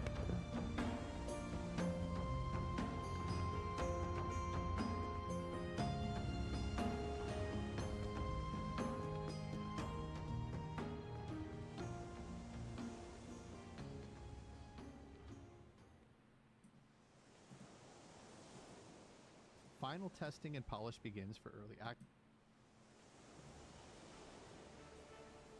A few weeks ago, Monsters and Memories released their 40th monthly update, and with it, the announcement that they'll be releasing in early access. But before I get into that, I want to explain what Monsters and Memories is and why I'm so excited to play it. If you're already following the project, you probably know most of what I'm going to cover, and that's okay. The goal of this video is to explain how and why the game is being developed, where it's headed, and how you can play. An introduction for someone new to it. That said, keep in mind that all the footage in this video is from early proof of concept, which I think technically is considered pre-alpha, so you'll see a lot of placeholder elements and probably notice some bugs.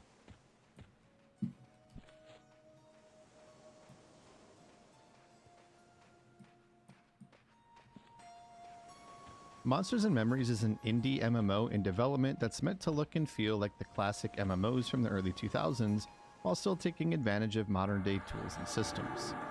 While focusing on low-poly models, the textures are hand-painted and bring out just enough detail to allow the imagination to fill in the blanks.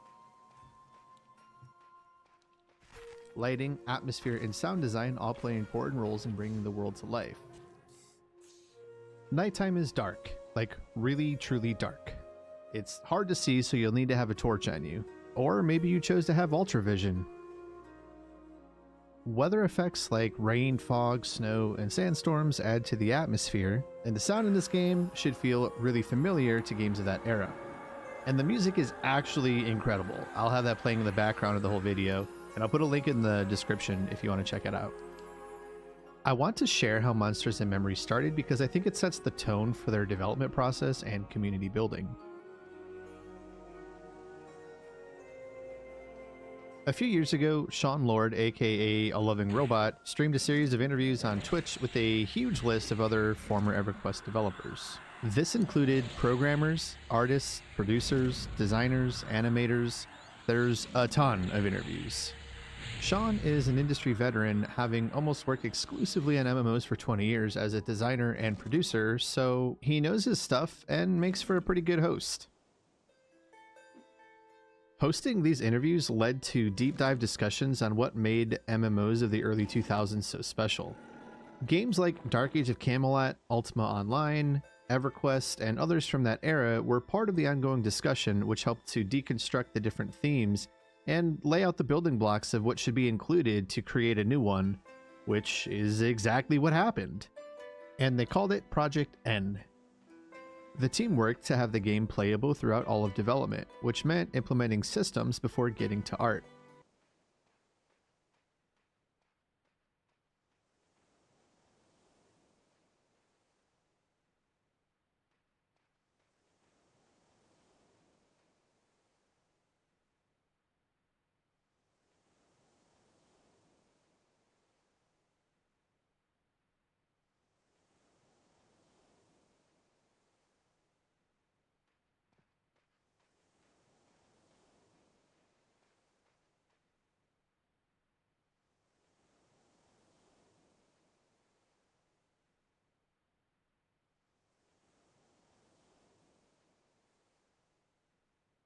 Sorry, I was on mute, but I was saying, you know what, give me a second. I'm curious. I wanted to see what it would look like if I added this here.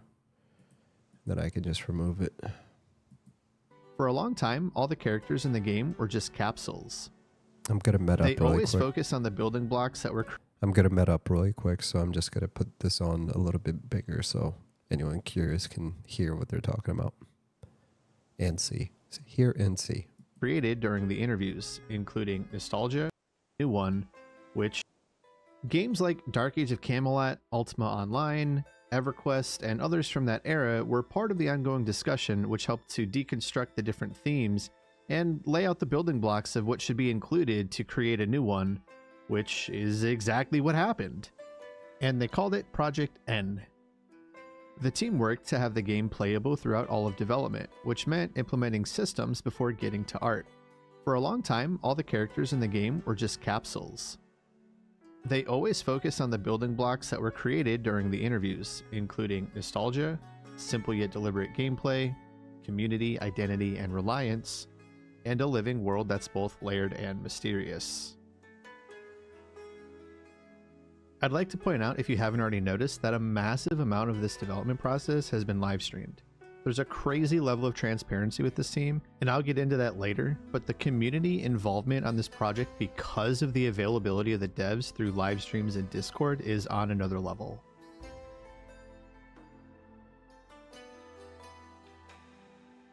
What separates the old school classic MMOs is a focus on adventuring in groups, where leveling is a journey with slow, meaningful progression. You would usually choose a camp of mobs to kill where your group would stay for long periods of time in the open world, not in an instance. Combat emphasized preparedness, tactics, and decision-making over actions per minute and optimal rotations. Polls can get crazy, and how your group deals with things like traps, rare spawns, wandering mobs, or extra adds will determine the group's success. Not to mention, M&M has zone lines, and mobs won't lose aggro until you zone, which means potential big trains and a lot of death. This type of gameplay led to a more social group chat in-game and community building. It's the reason you built up a friends list of trustworthy players you grouped with to invite back. And you'll want to do that because in M&M, when you die, you respawn at your bind point with nothing, meaning you have to make your way back to your corpse naked. Now, there are things you could do to alleviate that, like storing extra gear in your bank or binding yourself close like I did here. No matter your plan, you'll want to make friends to avoid all of this. And if you can't avoid it, I promise you it'll make for a memorable experience that you won't forget. So I think I need to address what will probably be the most popular question about making a new classic MMO. Is the style too niche for this game to succeed? Their answer is no. Admitting the game isn't for everyone, by staying narrowly focused, they're hoping they can continue to bootstrap the development themselves, stating that more investment means more desire for a return on investment means more need to appeal to a broader audience, which in turn means more features, dilution, hand-holding, and in our opinions, more risk. They believe their core audience is a group that continues to grow. PC gamers who played MMOs during their classic era, or found them while searching for a greater challenge or community that differs from what modern MMOs have to offer. I think we can see the need for games like this if we look at the World of Warcraft community and how popular WoW Classic has become. The 4th expansion is launching on Classic era and it's still going strong. On top of that, the community created their own hardcore mode through add-ons that became so popular Blizzard released it as an official server type. And now with the popularity of Season of Discovery, it's just more proof that the need for games like this exists. I want to talk about some features of Monsters and Memories that have some unique elements and really stand out.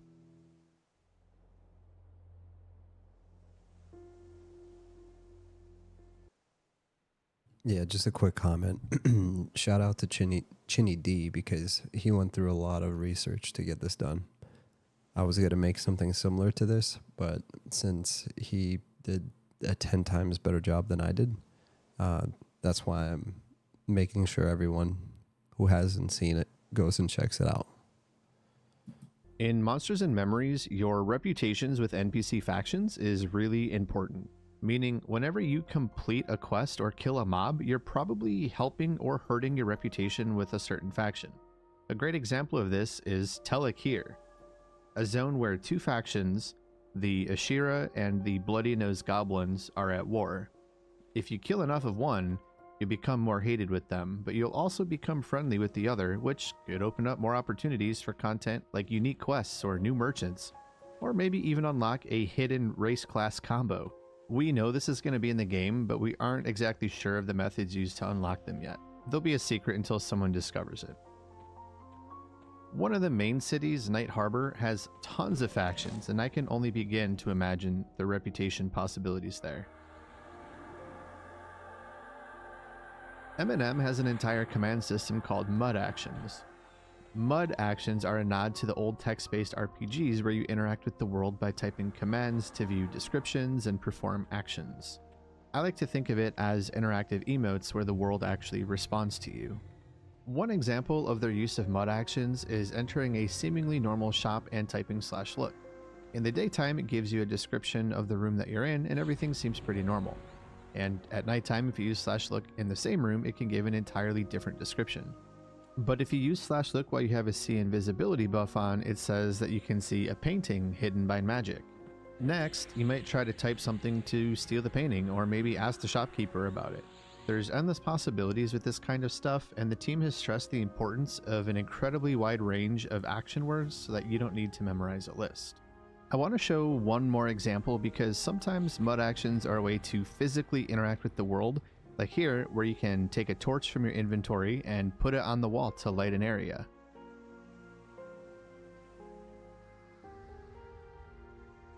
M has all the classic trade skills that you'd expect, like tailoring, leatherworking, blacksmithing, and cooking, along with gathering professions like mining, lumberjacking, fishing, and foraging. And although I'm not sure what on the list is finalized yet, there's been talk of some really interesting skills like archaeology, astronomy, breeding, and cartography. Even though we were able to craft in previous playtests, a lot of it was placeholder, and I'm not positive what the final version of each skill will look like. In the last playtest, gathering skills required a tool like an axe, pickaxe, or skinning knife, and as long as you equipped the tool and had the skill, you could gather. Refining and crafting often required a special container to combine items and complete the recipe. That's how you can make arrows or torches. Oh man, my little adventure just got interrupted by that dry bone skeleton.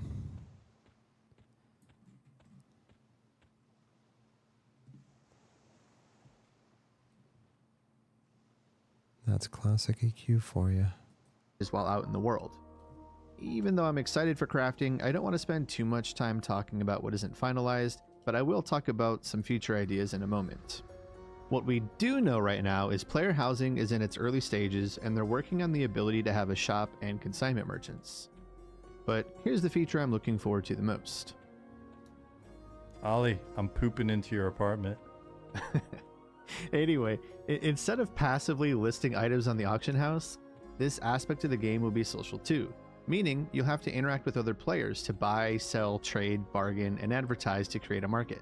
Maybe you'll choose to travel far away to sell your goods that are more rare in a different region. This topic has come up a lot as there's plans to have pack animals in addition to speed mounts for hauling a ton of goods, and potentially set up a portable shop, which would be really convenient to have right outside of a dungeon. Nearly every aspect of Monsters and Memories has a social element, so naturally the community is paramount to its success.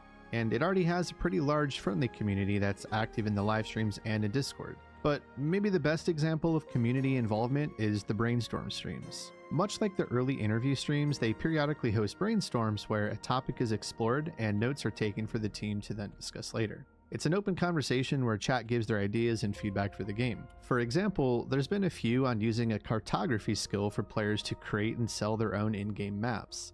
This could be really valuable since there's no map or compass built into the interface. You'll need to learn the lay of the land by using landmarks, magic, and the stars. You can even ask NPCs for directions. But imagine custom player-made maps in-game that are of anything they can think of. Instead of traditional MMO maps of zone layouts, maybe it's someone selling treasure maps to a specific chest or rare mob in a dungeon somewhere. Maybe it's a map advertising the location of your shop in a different city. Or maybe it's a goblin trolling you with a map that leads to absolutely nothing at all.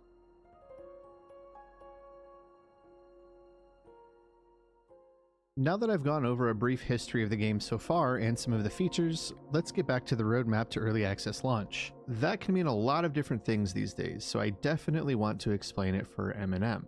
Right now, they're working towards proof of concept and will be through Q4 of 2025. So what exactly does that mean? All 18 classes are already playable in the game and were in previous playtests.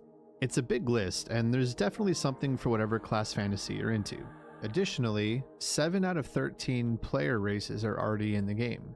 including human, gnome, dwarf, halfling, goblin, ogre, and wood elf. But keep in mind that they're still working on things like character customization and animations. On a side note, I wanted to mention with the popularity of hardcore game modes, you might be happy to know that they've already implemented the ability to make both hardcore and self-found characters. If you tune into the live streams, you'll see right now they're working on creating and filling out new zones, making armor sets, working on customizable UI, along with icons for everything, and new models. There's obviously a lot more going on behind the scenes that isn't live streamed too. For example, this recent update made to the lighting system. In Q2 of 2025, development begins on Module 1, titled Descent into the Deep. Modules are free, large updates that would typically introduce a new region along with whatever races or features would be relevant to it. In this case, that'll be for the Deep, including the Deep Elf City. The plan is to include Deep Elves with Deep Gnomes and Deep Dwarves as a stretch goal, but if they don't make it into the module, we'll still get them before the 1.0 release. The Deep is an entire underworld filled with plains of darkness, sunless rivers, and bioluminescent seas. From what we've heard, there should be several different entrances to the Deep scattered about the world, connecting it to the world above. There's actually already one in the game right now that we got to explore during the last playtest. In Q3 of 2025, final testing and polish begins for early access. The game will undergo alpha and beta testing during this phase.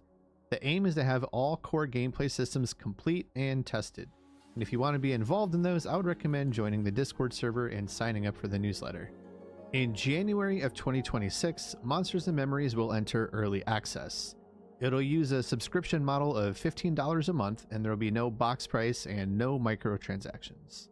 It's also emphasized that servers that go live with early access will not be reset or wiped, meaning that you can choose to continue playing in those servers or start on a new one once version 1.0 launches. Early access will include 2 starting cities, both Night Harbor and the Wood Elf City. It'll have all 18 classes included and the initial 7 races completed. The initial pass of the entire desert region will be complete, along with the introduction of the Deep and the Califree regions, which is the land of the elves. Early access launch will include content available all the way up to level 50. In case you're new to the game and don't know the player race lineup, I wanted to mention that at some point during early access, we will finish it along with the Descent into the Deep module and get access to the High Elf, Troll, and the Lizard Folk. There actually isn't any official concept art for Lizard Folk yet, but this one was drawn a while back and might be pretty close. The last thing worth mentioning is that this is a passion project developed by an all-volunteer team and funded out of pocket by the founders. Everyone that's working in this game has their own full-time jobs or commitments outside of M&M and choose to dedicate their free time to develop this game because they truly believe in the project. At the end of the day, they're making the game that they want to play too. That said, the website mentions that once the game goes live and money starts coming in, many of the team members will be able to be employed full-time, while some have really good day jobs and would prefer to remain part-time. So what do you guys think? Are you as excited for Monsters and Memories as I am, or are you a doubter? After following the project for a couple years, I have to say I really do believe in this one. Let me know what you think in the comments, and don't forget to check out the devs' Twitch streams in the description, as well as the M&M YouTube page where they keep all the VODs. One last thing, I'm not a YouTuber, I'm just a big fan of this game. So if you want to help, you can thumbs up and all that to get more eyes on this, but the one thing I ask is to share this video with a friend that you think might like the game. Thanks for your time, thanks for watching, and hopefully I'll see you all in the game.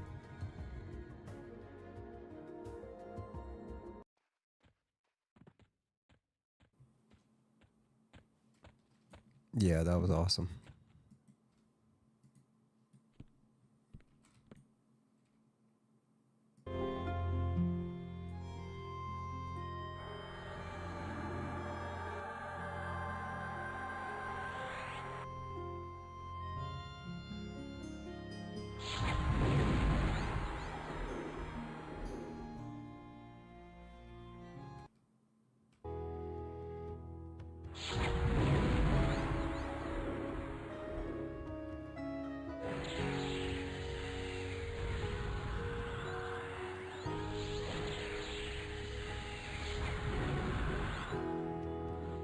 I can't stand these casters.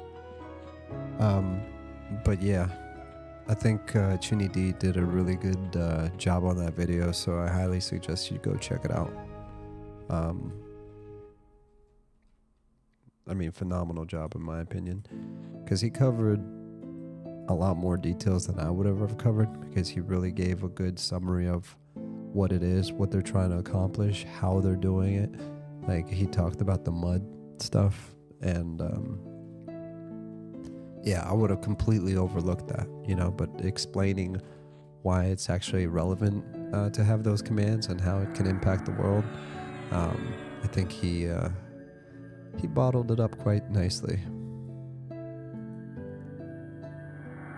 I do like him too, because he's similar to me. He's like, I'm not a streamer, I'm not a YouTuber, I'm just a guy that's a big fan. And that's exactly what it is with me. Anytime and every time possible, I'm going to want to share new information about Monsters and Memories, that's for sure.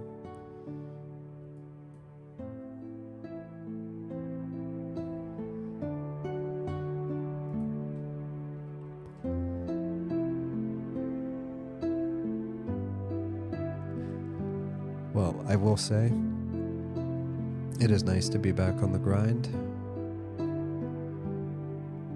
I think, all in all, it's been a really good and exciting everything. You know, I'm happy to be back. I'm happy to be hanging out with people, talking about crazy things. Because almost every single person that hops on the Discord or hops in the chat, you know, I've met them through Norrath. So it's been quite a journey, quite an amazing experience. Happy that I'm documenting all these memories so I can review them in the future. And the unintended effect of all that is, you know, there's what we talked about at the beginning, where you guys have subscribed, liked, commented, and all that stuff. I haven't asked for it, but you guys have done it. And the fact that we've built that organic community just from hanging out, just because I don't say it enough, I'm going to say it now and say thank you. And I appreciate all of you. So I look forward to continuing this journey. I look forward to continuing to meet great people. And I'll catch you in the next one. Have a good night.